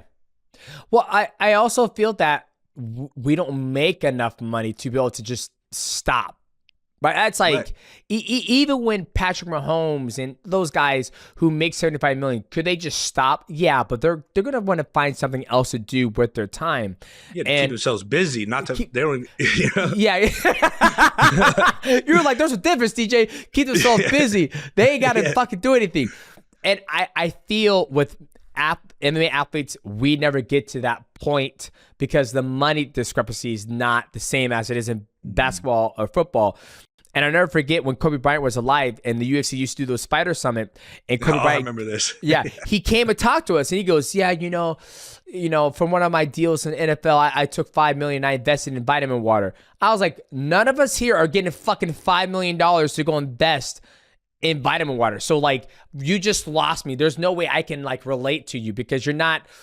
The pay scale is totally different, and that's where I think. I don't think he knew that.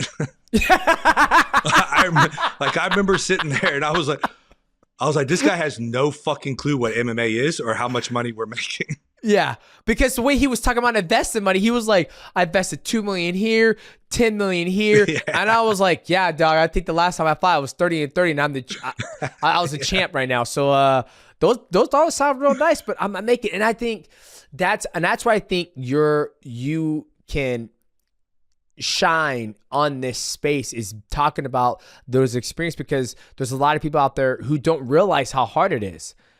right? Like they just see all of the glitz and glamour of, oh, the UFC, da da da da.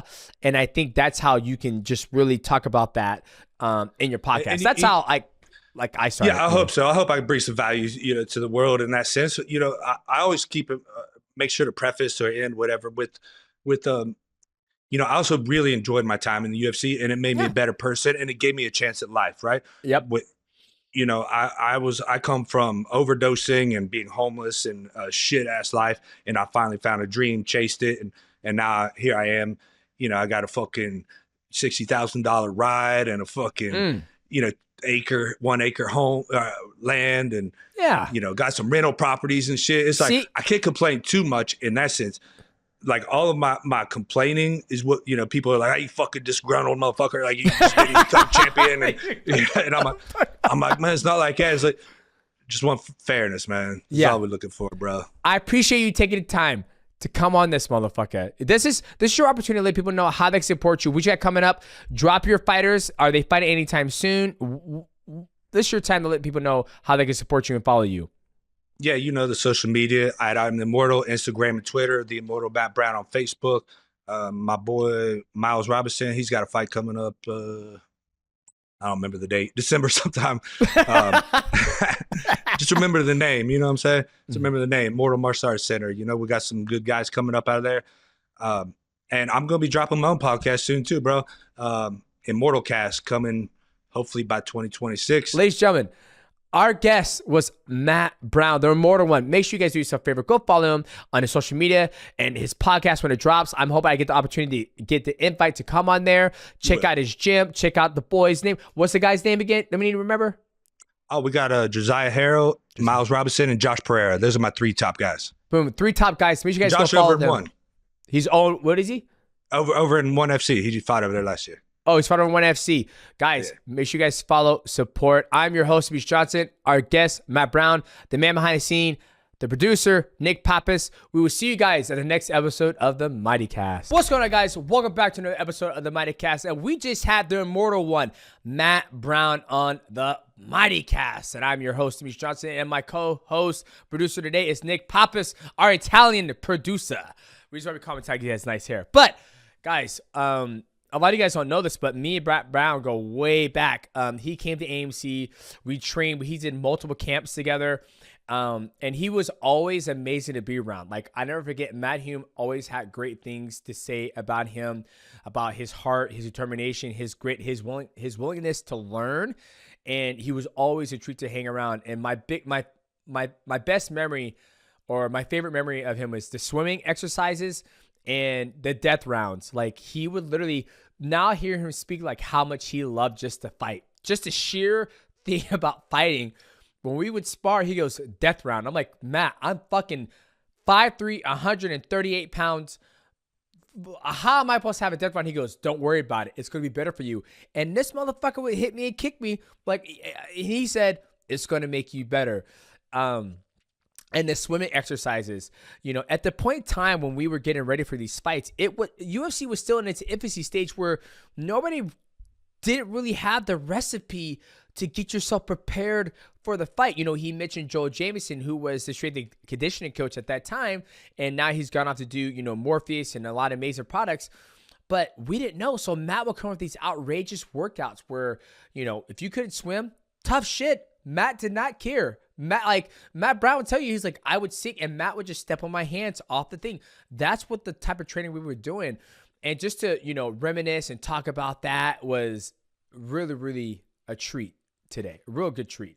Yeah, I mean, he's an absolute just legend. I mean, his record was, just to double check it right here, 24-19. So that's 43 UFC fights. Wow. And I mean, that elbow knockout that he had, I mean, he just has so many historic knockouts. And I didn't realize that you guys were that close. That was funny to kind of get an insight into what it was like over there for your team going through your career. Yeah. Well, as we're talking about, I felt like AMC was such a small boutique where Matt did not want a lot of fighters. Like, he was very hand selected of fighters who would be able to come and train. And Matt Brown was one of those guys who got selected because Matt Hume, he would get so many different So many different athletes just reach out to him.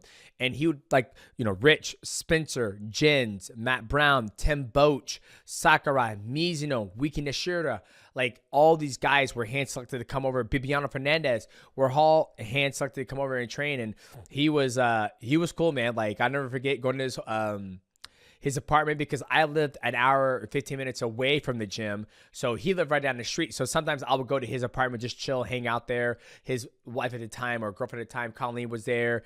Yeah, it's just good, man. It's just dope to like talk about the old school days and to hear his perspective on the new days. And that's why I like Matt, is because he talks about stuff. He's like, we're all trying to get this even pay scale and all this stuff. He goes, dude, if you're not top shit in mixed martial arts, you can't expect to get top dollar. You can't expect to get more than me when you're not, doing more than me, right? And I love the fact that he said that, because I feel, at one point in time, they're like, oh, nobody should be getting 3-3 or 8-8 or 15-15. That's what I got. And so I don't see anything wrong with somebody going through the same, path as me. Granted, that's me with my fighter mindset. But as a business, and I sit on the outside now, it's like, I think athletes deserve more money. They deserve more of the pie. Because I'll never forget what Dwight Howard told me when I was at one of the UFC. He goes, you see this right here? You saw all these people out here? They're not here to see Dana. They're not here to see the refs. They're not here to see that. They're not here to see the 3-letter word UFC. They're here to see you athletes. You guys need to band together, unionize, and get more share of the pie. And he goes, you guys aren't. You guys are fucking fighting for pennies. They're making millions off you guys. And then for me, I'll never forget, me looking at his tall ass. I'm like, yeah, you're right, but nothing's never going to change.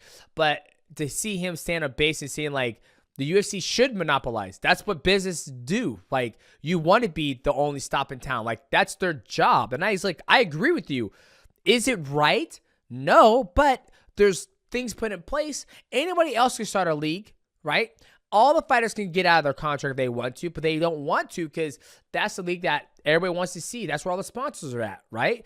Monster Energy ain't got to sponsor the UFC. They go sponsor PFL or CFFC, but they don't want to.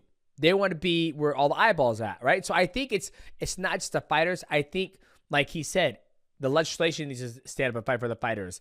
Sponsors need to look at it like, hey guys, like, is there a way that the fighters can get more of this money? No? Okay, sounds good. We keep doing what we're doing, right? It's not, it's got to be more of not just the fighters. It's got to be more. Imagine if, like, a company that sponsors the UFC, it goes to legislation. It goes, hey guys, like, we gave, X, Y, and Z to the UFC, and it's just staying in our pot. It's not going to the athletes. We'd like to see this change. Then I think we might have some momentum in our favor. But right now, when it's just all ex-fighters,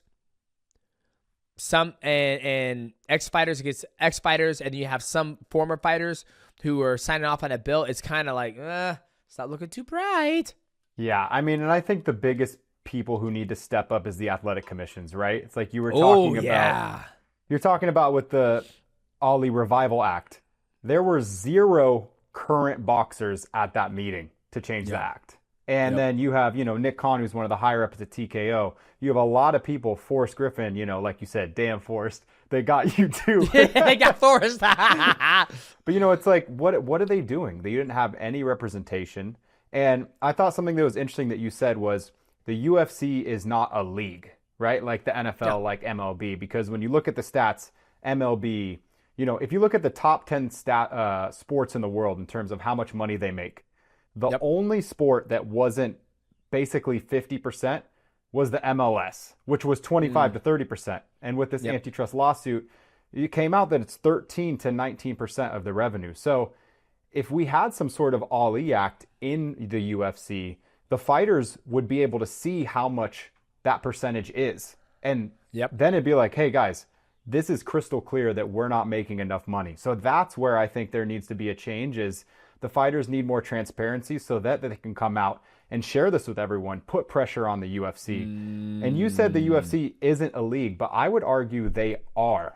They, like you had said earlier in the podcast, this is a horrible time to be a pro fighter. It's you go to the UFC, or you're kind of screwed, you know? I mean, one's done great stuff. When they have events, it's not as frequent.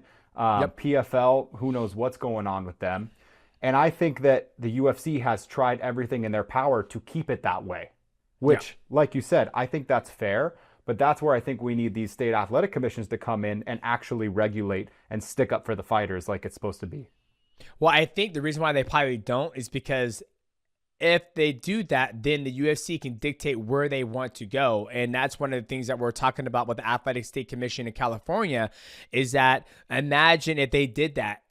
Goodbye to WWE coming to California. Goodbye to the UFC coming to California. We'll just keep this shit in Las Vegas. They could dictate where they want to do business. And Zuffa boxing, which is going to come soon. Right, which is going to come soon. So, and I don't think a lot of the viewers know this, but if I am a professional athlete and I go do any type of business in California, they charge me an 8% tax on everything I make in California. And I still got to pay federal taxes on top of my pay. So when I fight Henry Cejudo in California, I paid 8% on top of $380,000 just because it was in California. Same thing when you go to New York, you got to pay a state tax. That's why a lot of athletes, and Sugar Sean O'Malley has spoken up about this too. That's why we like fighting in Vegas, because you show up to Vegas, you fight, you get your check, and you go. Right? I don't live in New York. I don't live in California. I ain't got to pay the motherfucking taxes. That's why I never fought there. They're like, you want to fight MSG? Fuck no. Get 10% of my motherfucking pay. Anything, you should be paying me 10% to bring your fucking revenue to that motherfucker. But that's the thing. And that's why I think no athletic commissioners will stand up for the fighters, because you're taking money out of their pot. And like Matt Brown says, money is the ultimate evil of greed. Right? There's enough money to go around and share, right? Like I talked about this on their Hawaii podcast. It's like, you know, if I'm going to eat good at my table, I want to make sure you, Michael, everybody under the sun can eat good. I want everybody to be fair. I want everybody to be happy. And I took this mindset and this concept from one of my friends and ex-trainers, Brad Kurtzen. He says, you know, at Microsoft, they said that, like, if your employees are happy and they're happy to be there, they're going to be happy to produce great work. But if you have disgruntled workers who aren't being valued or being taken care of, they're not going to produce the same work. So that's why I feel what makes our team so well on this YouTube channel is that I try to make sure everybody's happy. Right? Totally. I always ask you, how you doing? Michael, how you doing? What do you think about this? What do you guys think about this? How can we, it's a collective bargain that we all work together, where on the other flip side of it, with the UFC being what they are, it's not the same. And when I mean that they're a league, they're not a league, they're an organization, I feel like with a league, you got to have some type of form of order of what is, you know, the pecking order. Okay, you're the number one contender. You're getting a number one shot. Okay, you number 12 beat 1. That means boom, you go 12 goes to 1, 12 goes to there, right? It's like pound for pound. I just feel that they get to dictate everything that they want to do when a league doesn't do that, right? Totally. When you know, it's like, okay, I mean, there's just so many things that they've done where a league that would not fly. Could you imagine an NFL was like, hey, guess what, guys? You know, Kansas City Chiefs, they're fucking 5-12, but you know what? They're going to the Super Bowl. I don't give a fuck what you guys say. They're going. How many in the UFC they could do that? Somebody loses a fight, next fight they're gonna title shot. Yeah, it does not make it. That would never happen in a fucking league, right? And so totally. That's why I always say it's not a league; it's an organization, a great organization where I've made a lot of money from them, and I continue to make money from them by breaking down their content, obviously. And but I felt that the chat with Matt Brown was good. It was funny to catch up on some great moments and to get his piece on how everything's going in the state of mixed martial arts. Well, I'm definitely glad that you run your business more like Microsoft and not UFC, so you wouldn't just be underpaid and taken advantage of. But, you know, it's funny, right? It's like Microsoft has to do that because then the people will go to Apple. Yep. Then the people will go to Google. The UFC doesn't have to do any of that. And that's where I think I would love to see, you know, you said that maybe it's not the job of former fighters to speak up, but I almost think that's where we need former fighters to speak up and to come together, right? Imagine if you had John Jones, I don't know if he's retired or not, but John Jones, Anderson Silva, GSP, a lot of these, Khabib, like all these big guys come together and say, hey, fighters, you got to stick up for it. Because if a fighter comes out and speaks out, what's going to happen? Oh, I mean, a real fighter. Oh yeah, they're gonna just okay, you're cut. Please stop talking. Da, da, da, da. And they're screwed, and it's happened before.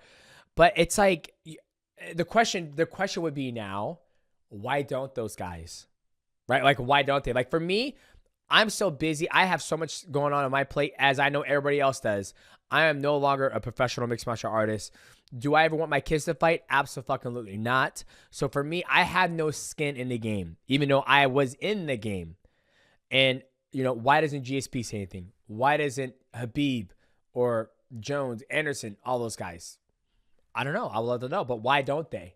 Right? Like I actually joined one of the calls and listened. I'm like, okay, I'm listening to both sides. I want to hear what, the athletic commission has to say. I want to hear what the ex-fighters have to say. But it's never one of the big dogs who made $8 million from the UFC or $10 million from the UFC. So, I mean, maybe if one of those guys do come and say something, maybe that could shift the swing of things in the fighter's favor of trying to get the Ali Act not passed in the UBO boxing, the revision. Totally. But yeah, Matt Brown, just awesome interview, awesome guy, and it's cool to see that people like him are not afraid to speak out, to use their platform and just say what's on their mind. So mad respect for Matt Brown, and I'm super glad that he came on the show. Yeah, absolutely. Now, ladies and gentlemen, if you guys enjoyed this episode of the MIGHTYcast and you enjoyed the Mighty Recap, please leave a like, subscribe. Also, hit the bell to go live, and make sure you guys go follow Matt Brown on all his social media. Look out for his fighters and look out for their Mortal podcast as well. Hopefully, my black ass gets invited on there. As always, I'm your host, Demetrious Johnson. My co-host, the man behind the scene right now, Nick Pappas. I'm not going to lie. I think he has better hair than Michael, but hopefully Michael doesn't hear that part. We will see you guys at the next episode of the Boom! Ladies and gentlemen, we are back once again for another episode of the MIGHTYcast, and we are joined by the baddest motherfucker of all time. Well, one of the baddest motherfuckers of all time, my man, Max Holloway. Max, how you doing, brother? I'm doing good, brother. How you doing? Good. I mean, we talked to you before you fight Justin Gaethje, and now we're going to talk to you before you fight Ilia Topuria. But I want to go back, okay? You shocked the motherfucking world. You didn't shock me, but I'm sure you saw my reaction when you got me screaming like a little girl.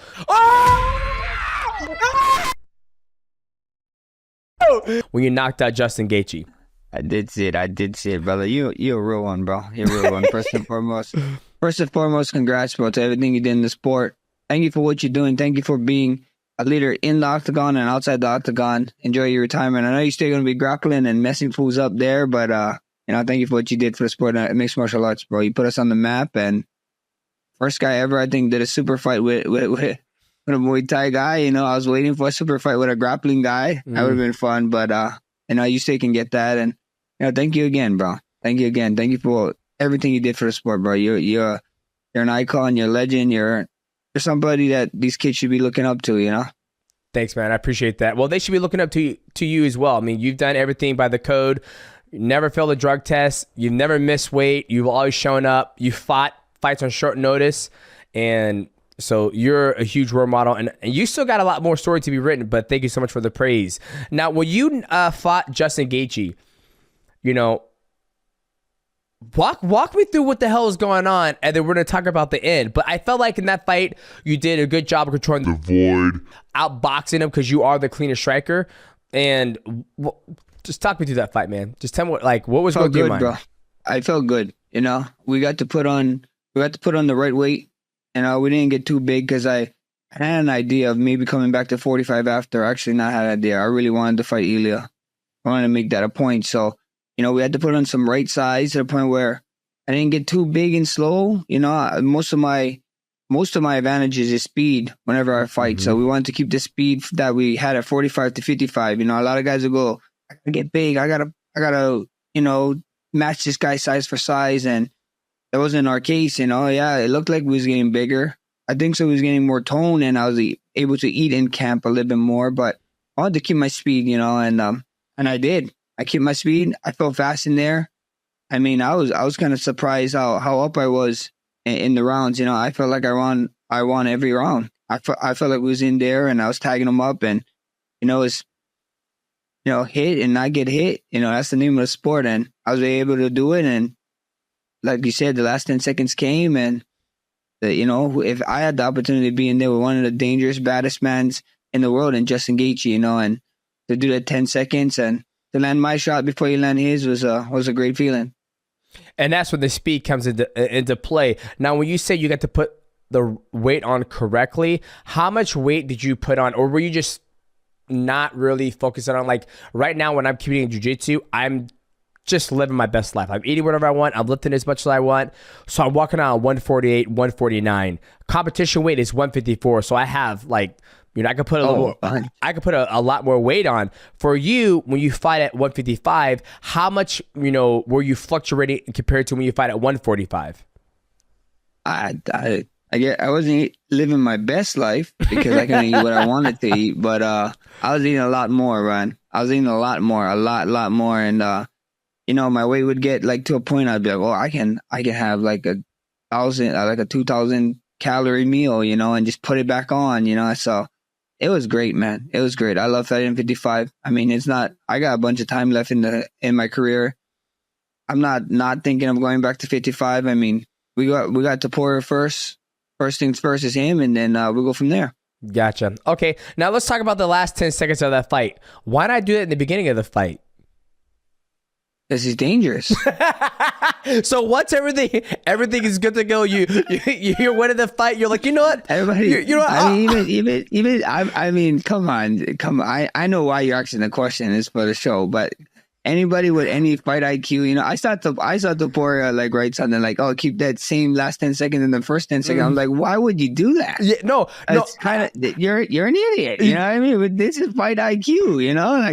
Like I gotta, before I go all in, I gotta make sure I know what I got in my head. Hey, I love that. I gotta ask the question. I'm thinking about, I was like, hey, if this motherfucker do it in the last 10 seconds, shit, did in the first 10 seconds, and you get the job done. But obviously, you're winning that fight. You didn't even have to do that the last 10 seconds. It's almost like, I'm gonna give you a chance right here. This is your chance right here, Justin. You think you could beat me in 10 seconds? Let me see if you can. And then you slept him. So that's why I just did, the reverse psychology. I was like, hey, let's go hard in the first 10 seconds. But I agree with you. I wouldn't fucking do it. And so even for me, like when you see a lot of people in mixed martial arts, they're winning the fight. Same thing when I fought Kyoto Horiguchi, I beat him all rounds. Last second, I armbar him. Ray Borg, I beat him all the fucking rounds. I armbar him. You're beating Justin Gaethje all the fucking rounds. Even Ricardo Lamas, you beat him all the fucking rounds and you do your signature. Now, is that just like, it's your thing, and you're just like, I'm fucking mad now, we're gonna fight? Or you're like, I'm gonna give you 10 seconds to see if you can knock me out. Come on, show me what you got. With Ricardo Lamas, it was more of an angry thing. Because if you watch the fight, Ricardo, like towards the ending of the fight, like I was moving and making him miss in the ending of the fight. And like he did this 3 times. He went like this one time, and I was thinking, like, what are you doing? Like, now you want to fight? You know what I mean? I was thinking, like, what? Now you want to fight? What's going on? And then the second time, he said something to me, and I was like, come on, this can't be real life. I'm thinking, like, bro, I'm up, and this guy wasn't fighting this, like, he wasn't acting like this in the second or first round, you know. And then the third time when he went like, come on, I was like, brother, oh my gosh, whatever, I'm gonna give you the opportunity to stay here. Then let's go. With Justin, was just, he's a dangerous guy. Everybody is saying he's a power puncher. And one of the scary hitters in 155, they were saying. So I was like, I got hit on the top of the head in one of the exchanges and got put to the butt. So I was like, man, let's really see how hard he can hit. And if he can land it, he can land it. We die on our sword right here.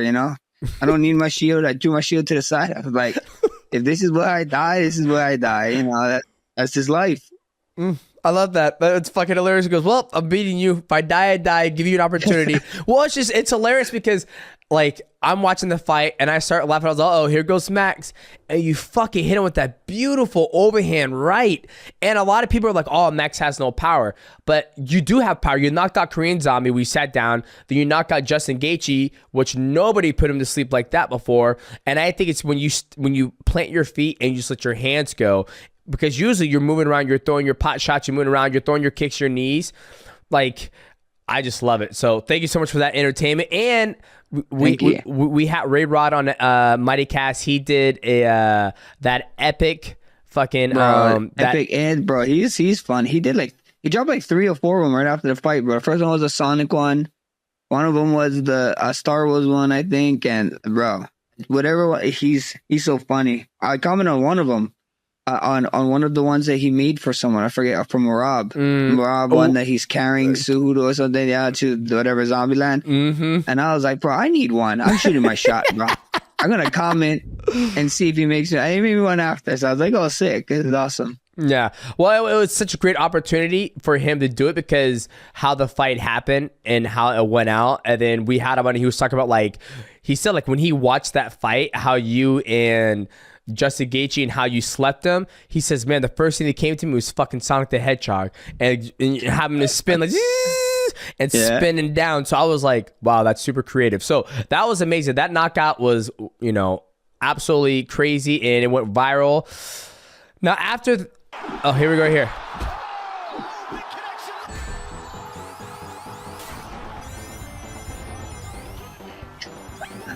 I didn't mean to step out of him, bro. I love gaethje.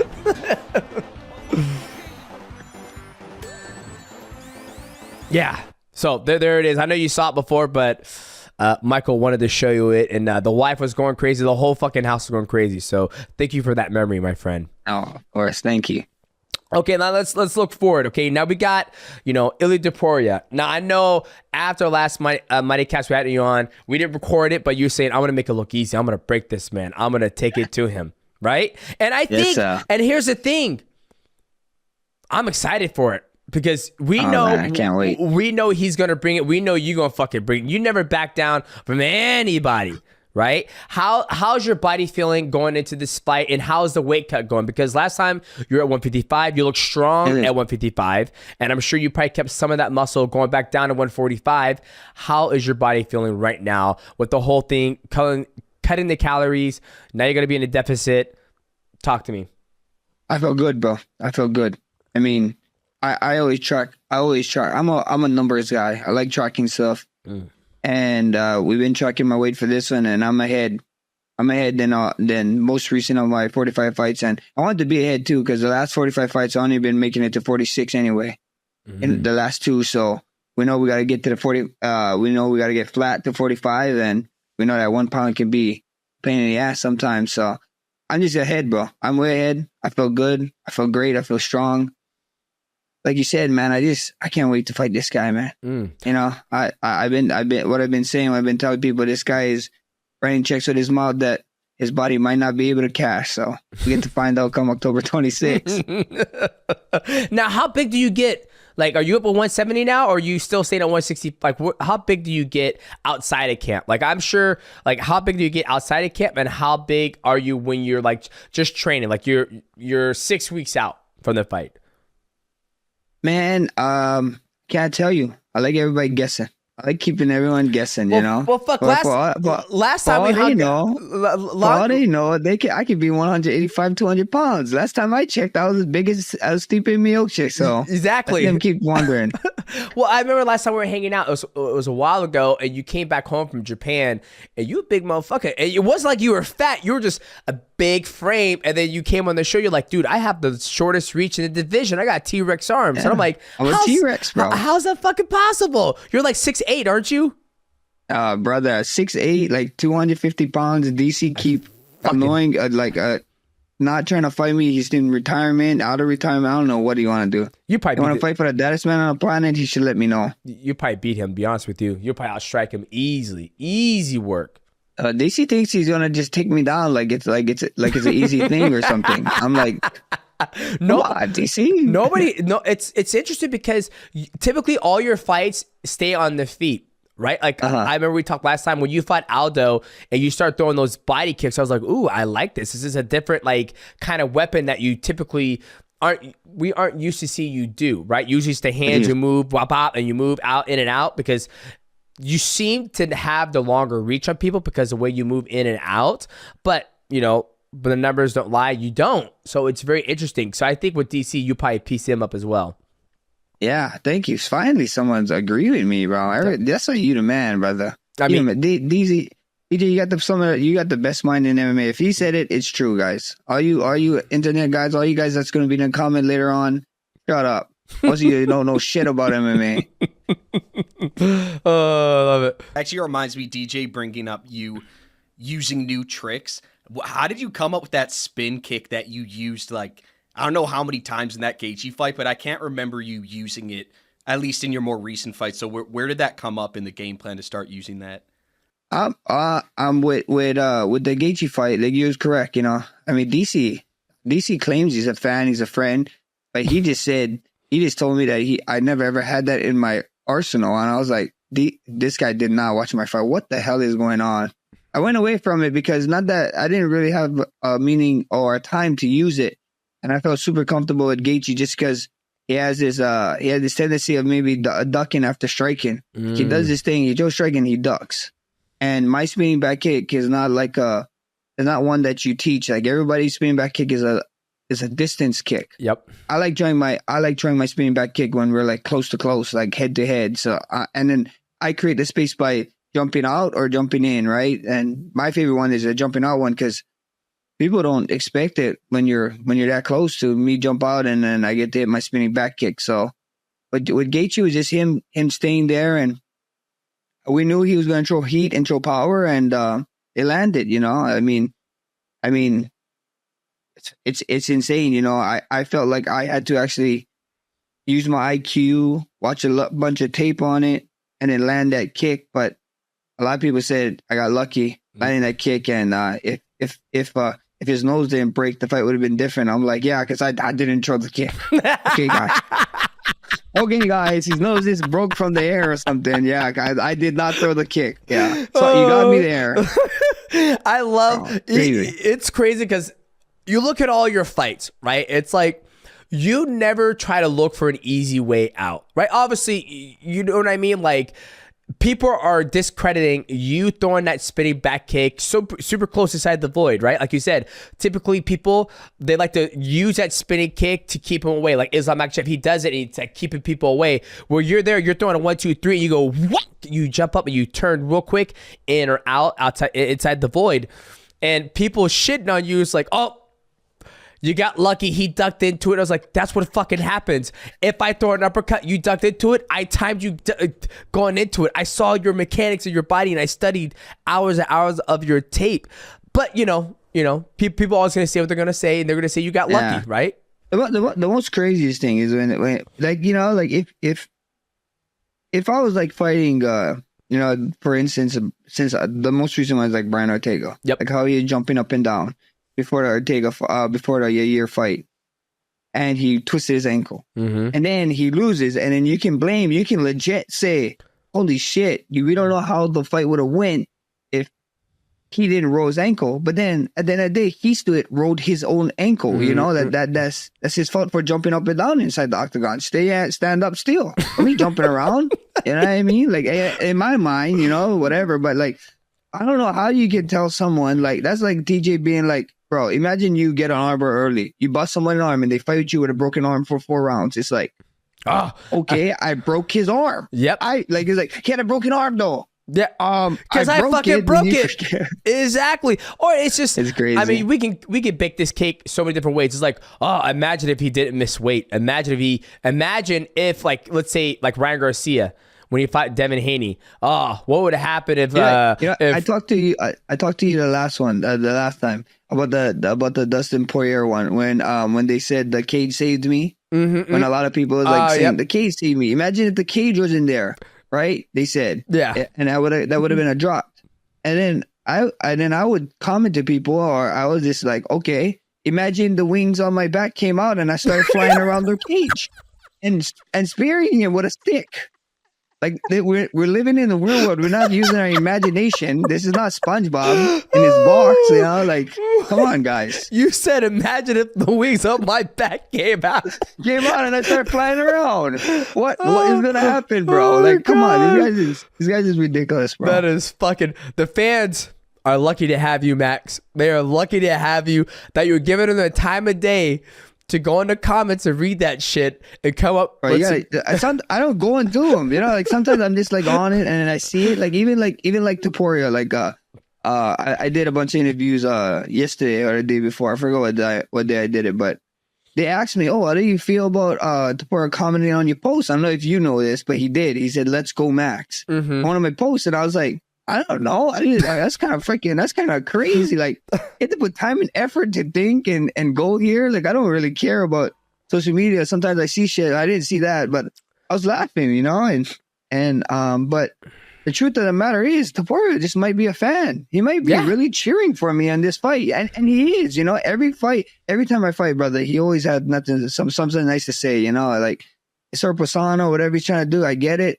I understand. We're in the entertainment business, but brother's odd. He's awkward, and just be a nice guy, bro. I think a lot of people love him if he's a nice guy. You know, some of the stuff he's saying is like out of pocket, but hey, if that's what he needs, he's an odd little man, and if that's what he needs, stay odd, keep odd, bro. Because I want the best Ilia Topuria come October 26th. I love that. Well, I think. Besides you guys fighting, I think he is a big fan of you because you've done so much for the sport of mixed martial arts.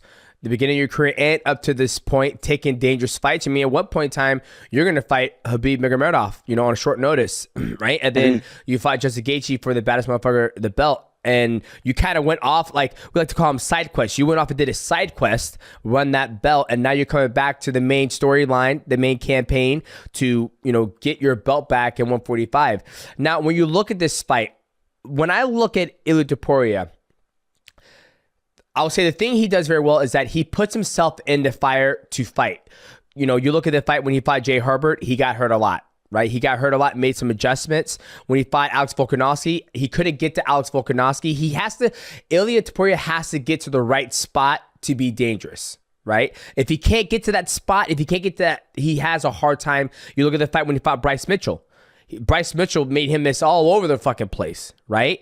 So when I look at this, he has to get that right spot, then I can go. If I can't get there, I'm always going to be chasing you. Yeah, I mean, He's good, bro. You know, I'm not gonna be here, be a hater, and a lot of people are like, oh, he did this. A lot of people like talking about like our way to the title. You know, like with Volk, like, you know, I give him his respect, yo. He's the champion of the world for a reason.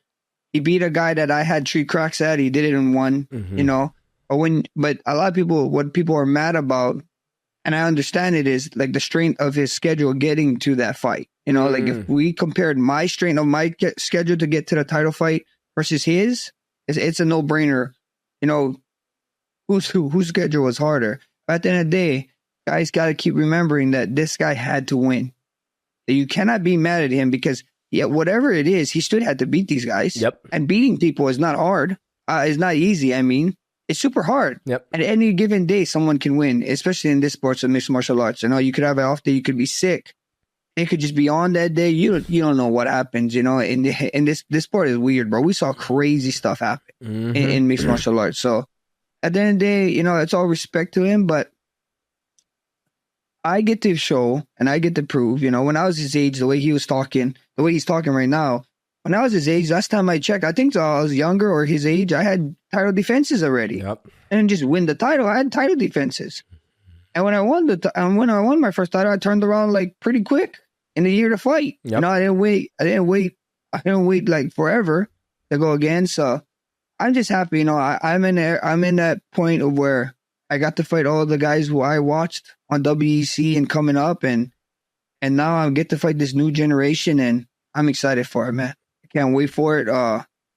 He's one of the first new generation. He's the new generation champ. He's considered. So I go out there, I get my hand raised, and show everybody that I'm stood around. Boom. Well, it's kind of crazy when you say the new generational champ because you're still young. You're 32. You'll be 33 soon, and the fact that you've been in the UFC at fighting at the highest level for so long, and you still have 4 to 5 years left in your career. Because I know you said you stopped sparring, right? Like you stopped sparring as much in your training. Have you gone back to sparring a little bit, or are you still the same where you're like, okay, I'm not sparring anymore? Yeah. So we've been sparring a little bit, you know, especially with going up a weight class and fighting Justin Gaethje, brother. I was like, where get to sparring, bro?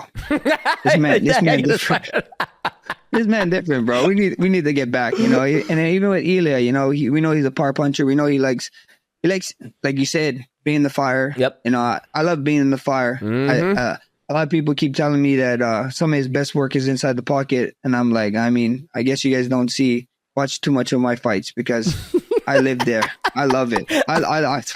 If you want fire, I love fire, man. I love going in there. I like mixing it up. Like I said, I mean, I might have a reach advantage at him, but I highly doubt it because my T-Rex arms is still incapable. Even though I'm taller than him by like what, a foot, I still gonna have not a reach. You know, his reach is like freaking. My reach is just T-Rex max, bro. I should change my name for the last couple fights of my career. You should get a member of the T-Rex. You should get a shirt made like Total Recall. Have you seen that movie? It's an old school movie with Donald Schwarzenegger. Yeah. You know when he opens Quaid? Not Quaid. God, what was the guy who was in the homeboy's belly and he opened it up and his arms were like, Quaid, open your mind. You should get a shirt like that made. Oh, that's terrible. That is terrible. Well, you said it, T-Rex Max, so I'm just sitting here, it's like, oh yeah. Okay, now after this fight, you're gonna make a decision if you're to stay at 145 or 155. If you become the champion, when you become the champion at 145, would you be looking to go up to 155? Because you look at 145, you pretty much have beat. I mean, you could fight Alex next again or whatever it may be, right? I'm looking ahead. I'm looking at success. I'm looking at. I know you're not, but I always like to, even when I'm looking at this.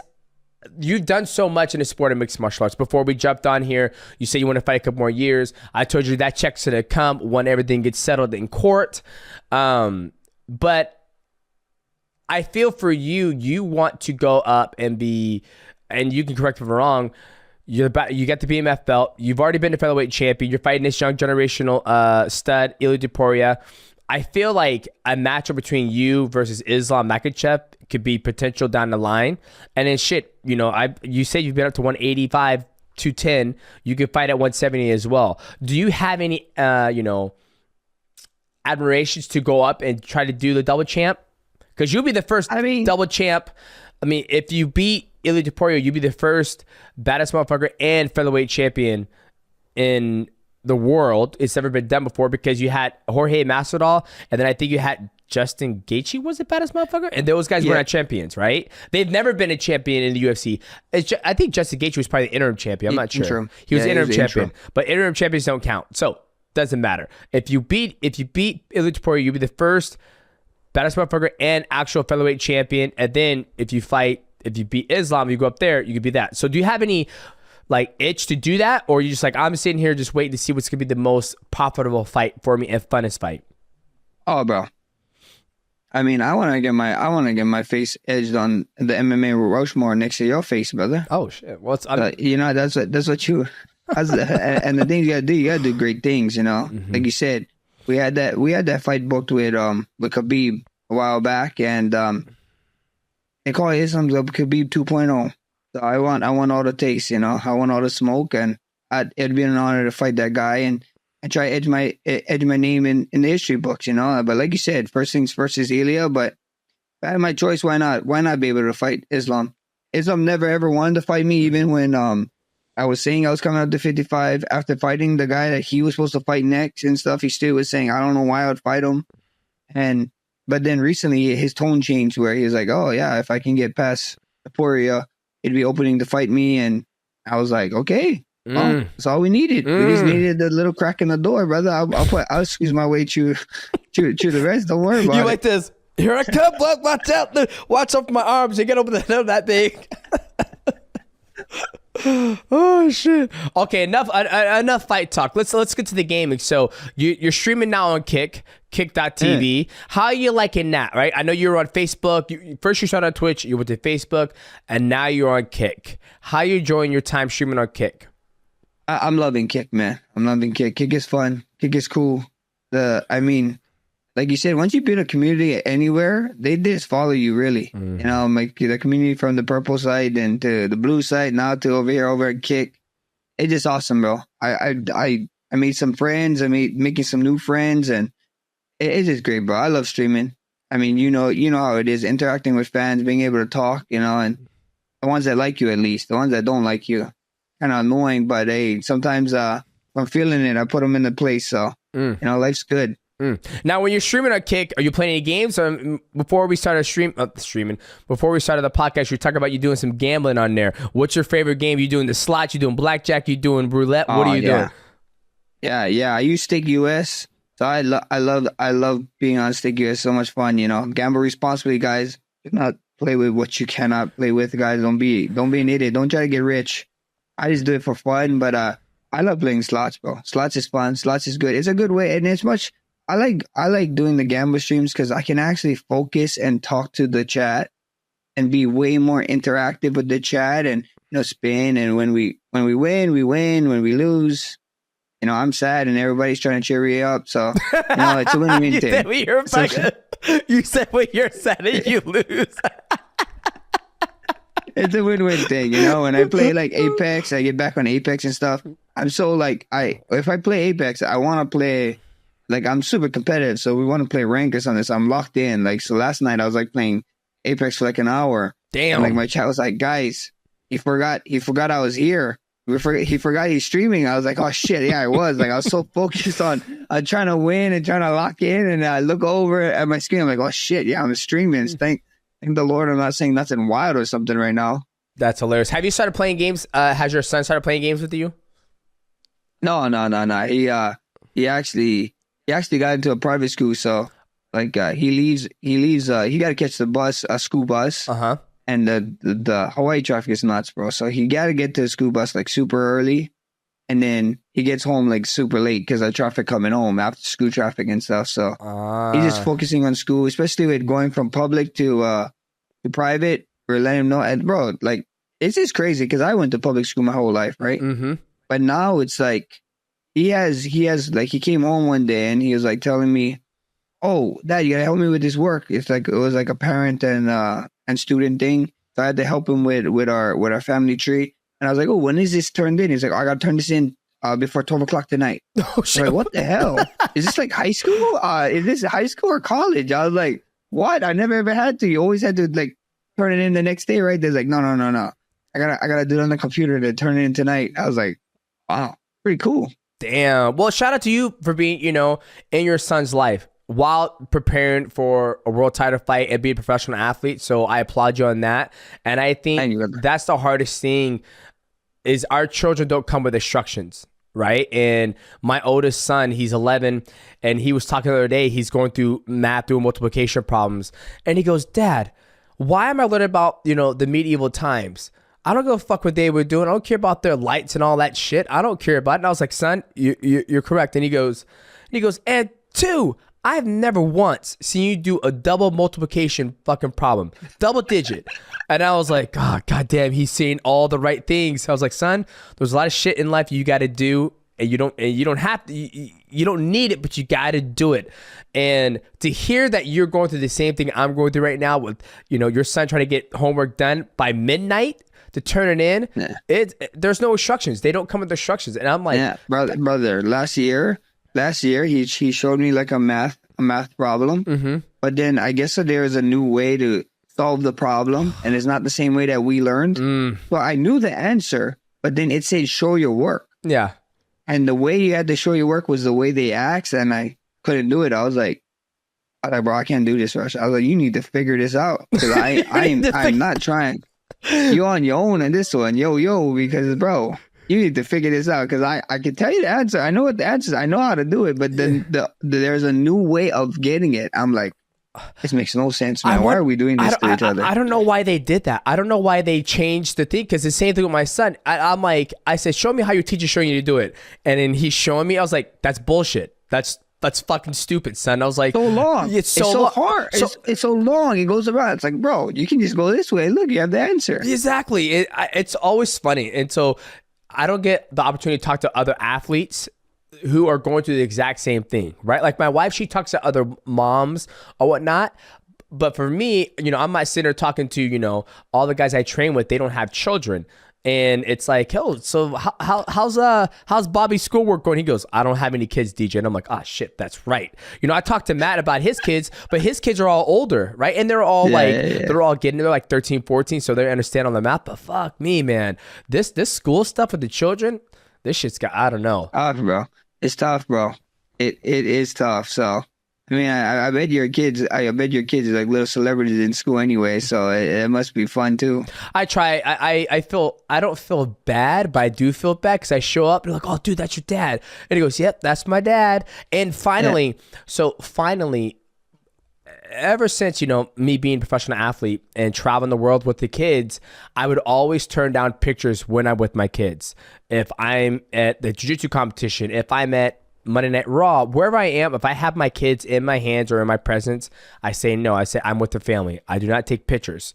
And then finally, when I was young, when the kids were younger, they're like, no, Dad, go ahead, take pictures. It's fine. I'm like, guys, no, I'm with you guys. I'm not taking pictures.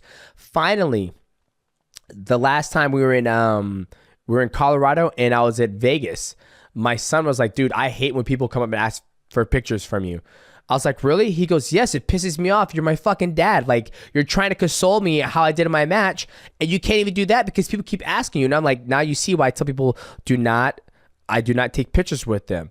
And so now he's older, so it's kind of like he hates it, but he understands why, but he respects that I never give the fans the opportunity. Like if I'm going to the bathroom and if I'm with my son, I'm like, hey, I'm going to take a piss. I walk to the bathroom, and on the way back to my son, and someone goes, hey man, can I get a picture?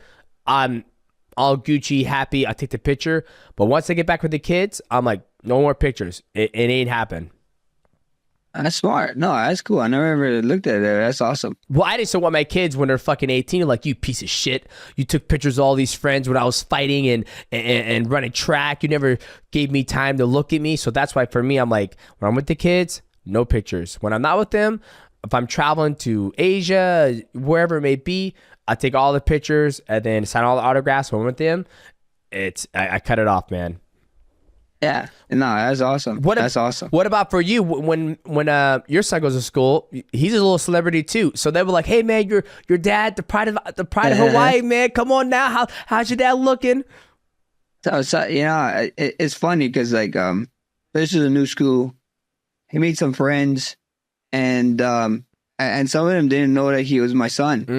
So they was like, I think so. One of the days, I came up. He said at school, someone saw me pick him up or something, or I was around. I was around in the area, and they was like, oh, hey. And his friend told him, hey, Max Holloway's here, and he was like, oh, who? He's like, what you mean cool? He's like, my dad, and he's like, what? Your friend? I didn't know he was your dad. I didn't made new friends, of course, and that's the kind of guys he like. He's like, I liked him even more after that, Dad. He told me the story. He's like, I liked him even more after that, Dad.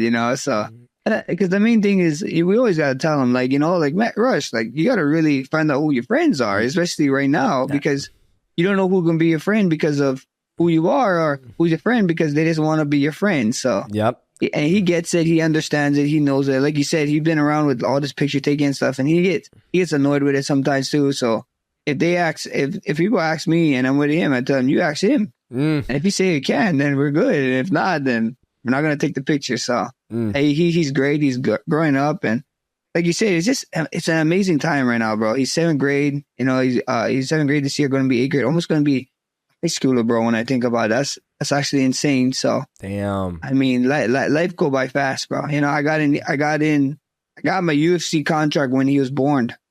Damn. The same exact day he was born. I got my UFC contract a couple hours, bro, before he came into this world. So like, wow. I got my UFC contract at I think so. I can't remember the time, bro. It was like 10 o'clock, and we had to look at his birth certificate for what time he was born. So it said 3 o'clock. So it literally at 10 a.m. I got my UFC contract, and then 3 o'clock I got him. So it was like and a super insane day for me, and I'm never gonna forget it. It's insane. Yeah, you should fucking double up. It's your birthday and it's also my birthday because I'm making all this money to pay for all this shit, Rush. So it's my time too. If it was for me, we would be here right now. Come on now. Now there's one more thing I wanted to ask you. What was it? Oh shit! It's just off the top of my head. I'll come back to you, Michael. Do you have anything for my man Max? When I think about this, what was it? Yep. Hey Max. Yes, I almost hate to even ask about it because in my opinion, I don't really know if Conor McGregor's ever going to fight again, but Yeah. I've seen you say that you would potentially be interested in running back that rematch. Now that we know McGregor is not going to fight Chandler next, is that something that would potentially interest you, putting up that BMF title against Conor McGregor in a rematch? Yeah, I mean, anybody sits here and tell you they won't fight Conor McGregor is talking out their ass. I think DJ would come out of retirement to fight him, to be honest. But that's just what you got to do, bro. You got Conor McGregor fight. Holy shit, you know. I told people all the time, I was like, bro, you know, I got a job, I got whatever. We saw what he did to one guy, making him wait forever. So I'm not too crazy about it, but bro, if the opportunity came, you'd be dumb as hell to not to take that fight, bro. That's a lot that, you know, you like financially that can change a lot of people's lives, and you'd be stupid to not to try to take it, you know. But chasing him for quite some time is kind of wild. But it was there. We got a contract. We had a date, bro. Why not? You know, at any weight. You know, a lot of people keep talking about weight. I'll fight that man at any weight. You know, I know he looks like a killer. He looks dangerous. But to get down back, you know, I think so. It probably annoys him too that I was the only 45er that he didn't finish or dropped or knocked down or whatever. Actually, I was probably the only fighter that he took down. Oh, in the UFC at least. Like, he actually shot and took my ass down. So that sucked. But I hurt my ankle in that fight. So imagine if you didn't hurt your ankle. Imagine when you hurt your ankle. Imagine if you didn't. There's so much things, Connor, that could have happened if my ankle wasn't hurt, brother. Yeah. Well, I think the biggest thing with the whole Conor thing, like, I agree with you. If you get the opportunity to fight Conor, it is life-changing, not just financially, but the exposure. I mean, you look at Dustin Poirier, he even came on the show and said, dude, it changed my life forever. I don't have to fight. I just choose to fight because I want to. And I think Conor is in this realm now where he's at the bar, you know, pouring drinks, proper whiskey. Now he's, you know, part owner of Bare Knuckle Fighting, and he's doing press conference. And it's like, you can't do it all, right? It's very hard to do everything at a very, very high level. Like, I could not imagine doing the podcast and the YouTube and defending my belt. I couldn't do it. I barely have enough fucking time to train jiu-jitsu and get ready for these competitions. So for him, he doesn't have to fight. Like, I always tell people, like, if Max had $20 million in the bank right now, if you had $20 million in the bank, you'd be like, oh, you know, I might fight 2 more times and then I'm going to go do whatever the fuck I want to do. Not saying that you don't love fighting, right? But no, bro, I had $20 million in the bank right now, bro. The only time you'd see me is on kick, gambling. Gambling the fucking money. Gambling on Stick US, guys. I had $20 million, brother. Leave me alone. Yeah. I might even go buy something else. Yeah, you might change my name. Yeah, you see what I mean? So money is a huge incentive for us to fight. When somebody has all that money, that incentive is not there. It's like, why? Like, even for me, it's like, dude, like, my brain is good. I'm happy. I don't, you know, I'm not saying I got $20 million in the bank, but I'm building my brand up so I can one day have $20 million in the bank or whatnot, whatever it may be. But I feel like Conor's reached that level, and I'm happy for him. I'm sure you're happy for him. You know, even for Chandler was like, fuck, I want that fight. You know, he's been waiting for a long time. Now he's finally, you know, I'm done with Conor. I'm going to go fight, you know, Charles Oliveira. Granted, that check's not going to be nowhere near if he waited for Conor. But you wait too long, that train might never show up. Wait 2 years, bro. 2 years of your life for what? Or it sucks, bro. I mean, 2 years, and then you're fighting a killer in Oliveira. I mean, yeah, Oliveira's last fight was like, you know, like kind of tough. Like, you can kind of say like, oh yeah, this and that, but like, Oliveira's still Oliveira. He's still a killer, and you coming back 2 years after that. That's it's a wild fight, man. Yeah, and Oliver finished him last time. So that fight's always going to be a banger because Oliver always brings the fight and always is exciting. He's probably one of my favorite guys to watch in the UFC because he has a stand-up. He doesn't give a shit. He just bangs. And then if you take him down, he's trying to grapple you. And then obviously when he fought Arman is a very good grappler, so he was able to nullify that jiu-jitsu. So I'll be kind of curious to see what Chandler, because Chandler just goes from 0 to 100 the whole fucking time. Like, it's almost like he's in such great shape and he just goes. I'm like, this motherfucker, he ain't pacing himself. He just goes the whole fucking time.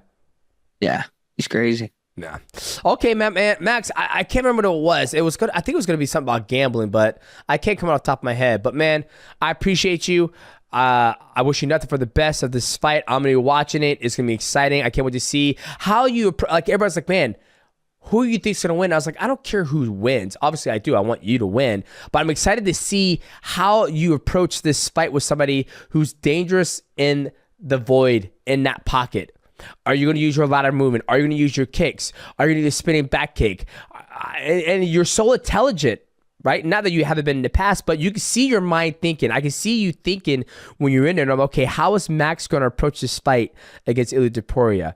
And then that's what I'm most excited about with the fight is the intelligence you're going to bring to that fight and how you're going to, navigate this fight. So Max, this is your opportunity to let the fans know how they can support you, where they can find you, where they can find you on Kick, You Gambling. The floor is yours, brother.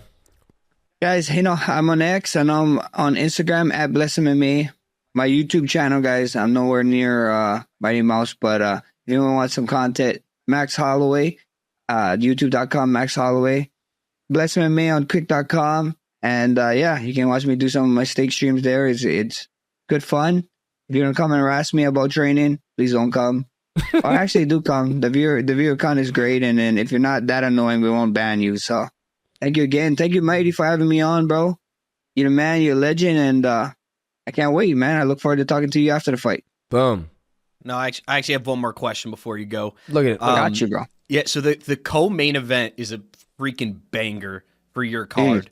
Robert Whittaker, Khamzat Chimaev. I know, DJ, you're excited for that one too. Yes. What are your thoughts on that matchup? And can you kind of give us a prediction of what you think is going to go down? I mean, bro. I think Robert Whittaker is a beast, bro. Mm-hmm. His IQ is high. He's smart. I think his that DDT, that one shot, that was just kind of crazy to see him go down like that. He get kicked in the head from Paulo Acosta, and then DDP kind of like jabbed, kind of overhand jabs him and drops him is like kind of insane. So that's always questionable now. Like, is he hurt? Does he get hurt now? Does he get hurt easily? Because before he's just a tough guy, strong guy, don't really get hurt that often. But I'm rolling with Robert Whittaker, bro, all the way. I think so.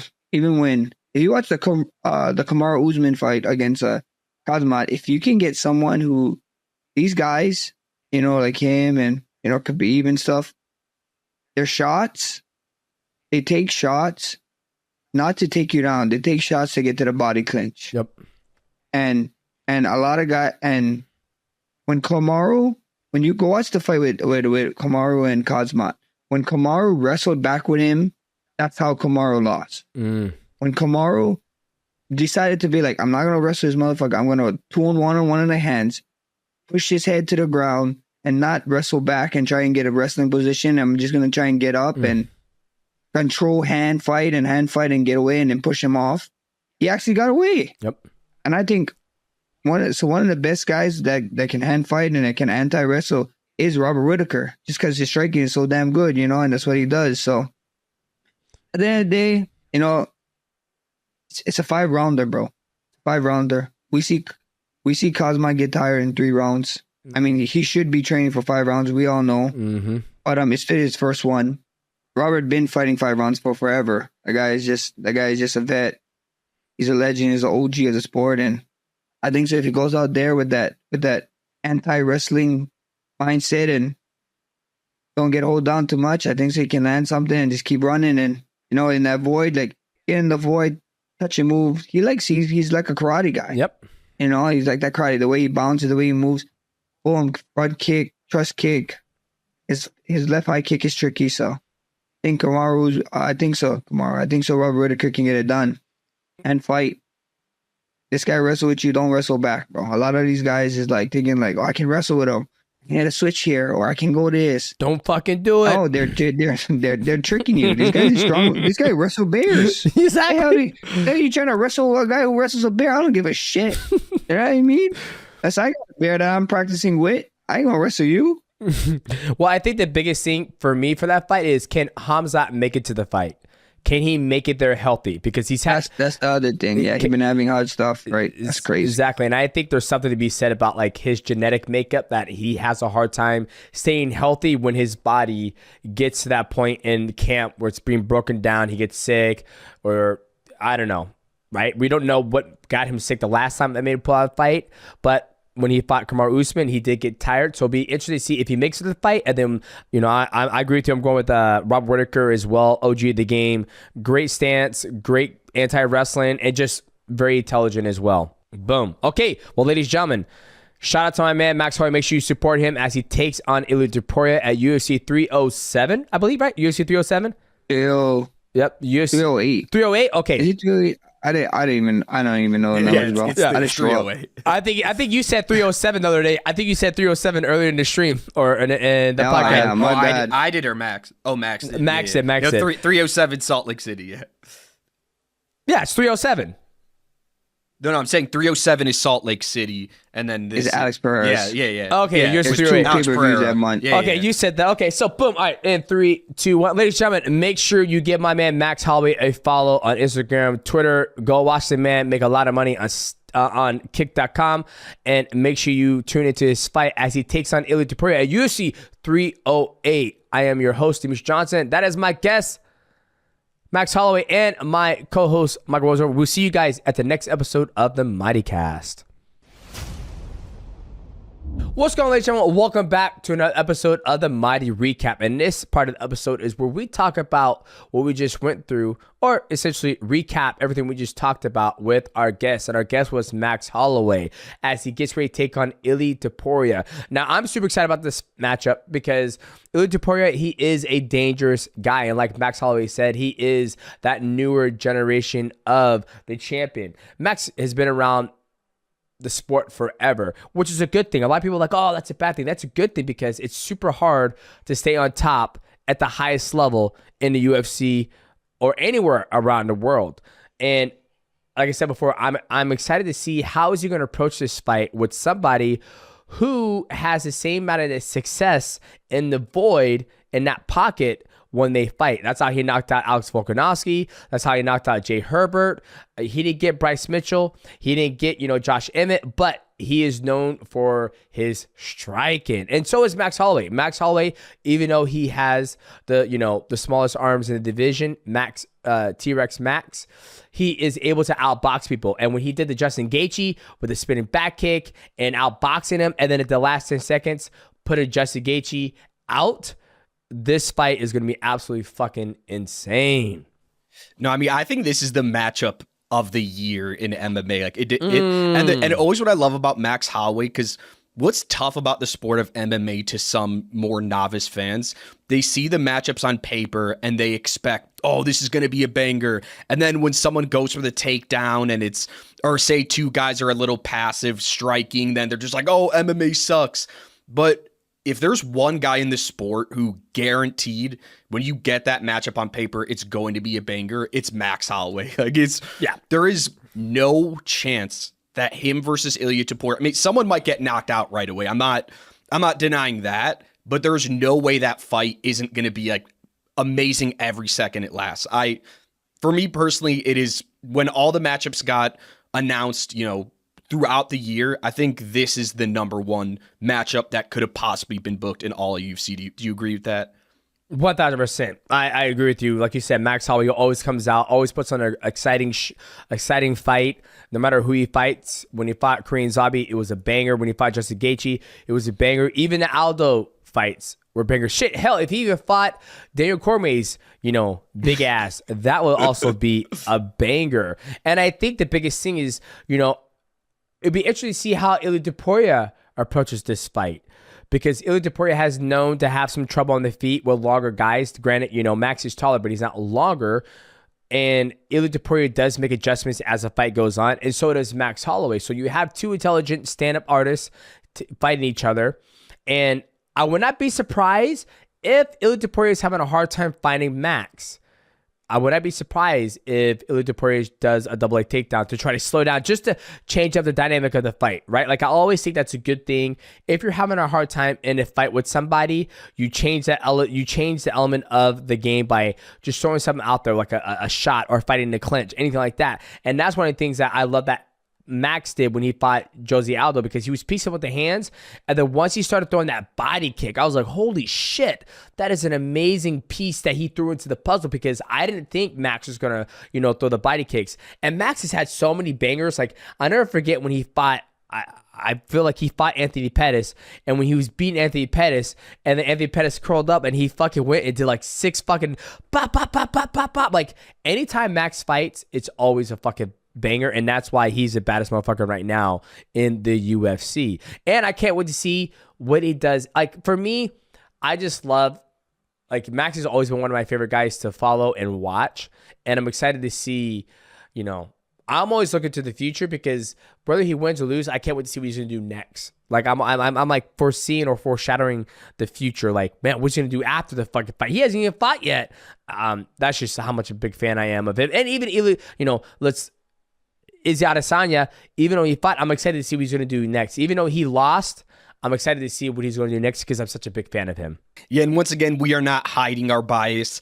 This weekend, we have the two biggest friends of the show, Robert Whitaker and Max Holloway. So we are not hiding who we're rooting for. To have them both in the main event and co-main event, those two fights are just please, can everyone show up? Like, that is all I ask. Just show up, weigh in safely, all that stuff. Get to Abu Dhabi in time, because that is as good of a main event and a co-main event as you are going to get, any card, any time of the year for UFC. That main event and co-main event is probably, my opinion, better than UFC Noches. Reason why is because when it comes to like the Ilia Topuria versus Max Holloway, it's gonna be a fucking banger. And then you have Robert Whitaker taking on Hamzat. Like, that is going to be an absolute banger. And seeing Hamzat's grappling is so fucking good. Watching him grapple with Luke Rockhold, and granted, it's just pure grappling. And even, Robert Whitaker, he has some grappling skills as well. But I think Hamzat doesn't get a lot of respect, because he always has these fights where he doesn't know how to pace he doesn't know how to pace himself, right? And he's always getting sick. And then he goes to war. If Hamzat can use his intelligence a lot more, okay, I'm going to slow myself down. I'm going to outbox. I'm going to move, push kick, force my opponent to do certain things, then I think his skill set will go so much further. You won't see him getting tired or having these close matches, with Kamaru Usman. Not saying Kamaru Usman isn't good. Kamaru Usman is one of the best welterweights of our time. But I think a lot of people have that asterisk next to Hamzat's name. And I think that night we're going to figure out if he truly is the boogeyman, as Bob Whitaker, the Reaper, Bobby Knuckles, takes it to Hamzat. But Hamzat's got to show up first and make weight and all that good stuff. But back to the guest, Max Holloway. And to see that Max is still having fun. He's enjoying himself. He's looking forward to fighting Ilia Topuria, and he's looking forward to see what's after that. That's always a big smile, especially, that he's been in the game for so damn long. I can't wait to see it. Yeah, and I want to get your take on something Max mentioned. Topuria has been just like weird. The way he has approached it, and we talk a lot on this show about the importance of, shit talking and telling a story, but it's always hard with someone like Max Holloway when they're one of the nicest guys in the sport. And and Topuria is like really pushing it pretty strong, and he's playing that kind of international villain almost. Like, that's how he reminds me of the gimmick. He's, a lot of people kind of say he's stealing from Conor McGregor. What do you take of like some of just the antics that he's had? Do you think it's getting under Max's skin at all, or do you think Max is just like, I don't care that he's tweeting this stuff? Yeah, Max doesn't give a shit. He knows fight night, that door's gonna close, and he knows he's gonna take he's gonna take it to him, and he knows Ilia Topuria is gonna respond. It's kind of hard to talk shit about Max, because what are you gonna say? He can't fight. I mean, the guy's knocked out, his last two opponents, Korean Zombie and Justin Gaethje. He's not scared. He's been a champion. He's beat the best of the best of the division. The only person who's beat Max is Alex Volkanovski. And yeah, you know, Ilia Topuria did beat Alex Volkanovski in the first crack. And, you know, that was also Alex Volkanovski coming off of getting knocked out by Islam Makhachev. So I think Ilia Topuria taking a route, and it's all to bring buzz to the pay-per-view and get people excited to buy in, because that's how these guys make their money, by buying the pay-per-view. But I think Ilia Topuria doesn't have to be the villain. He doesn't have to talk shit, because we know each time Max fights, it's going to be a banger. And each time Ilia Topuria, you know, everybody remembers the last fight. That's what people remember, right? You look at Max Holloway's last fight, he knocked out Justin Gaethje. And the whole fight leading up to that knockout was absolutely amazing. You look at Ilia Topuria's last fight, which was Alex Volkanovski. That fight was great, and it lasted till the second round. He knocked him out. That's what the fans remember, and when the fans remember that's what they saw, that's what they can expect when they fight on UFC 308. So I think him talking the boo-boo and the shit to Max Holloway, I think it's just, you know, I don't know what it's for. But I haven't been seeing it. You know, he did say keep that same energy. They probably try to draw him out to get in that slugfest at the very beginning. But like Max says, Max said, he is going to go out there, use his intelligence, use his speed, use, you know, his entries, and how he's going to, you know, figure out Ilia Topuria to get the job done. No, and I agree with you, because the background of Ilia Topuria, he's such a great striker, but his background is actually in Greco-Roman wrestling. He's a really fucking good wrestler when he wants to be. So I agree with you, because you said it earlier. I think he's gonna shoot a takedown at some point. Like I just, why wouldn't you? I mean, it's like, should I stand like use all of the mixed martial arts you don't have? It's like Alex Pereira, right? Like you don't. I wish guys would try to take him down more. If I fought Max Holloway, I mean, he's the best boxer probably in the history of UFC. So do you think Topuria is gonna use some of that wrestling? I wouldn't be surprised. You know, like I said, I always, when I talk to guests, I'm like, the worst thing you do is play into somebody's strengths. And I think they're both strong on the feet, right? There's no secret there. But I would not be surprised.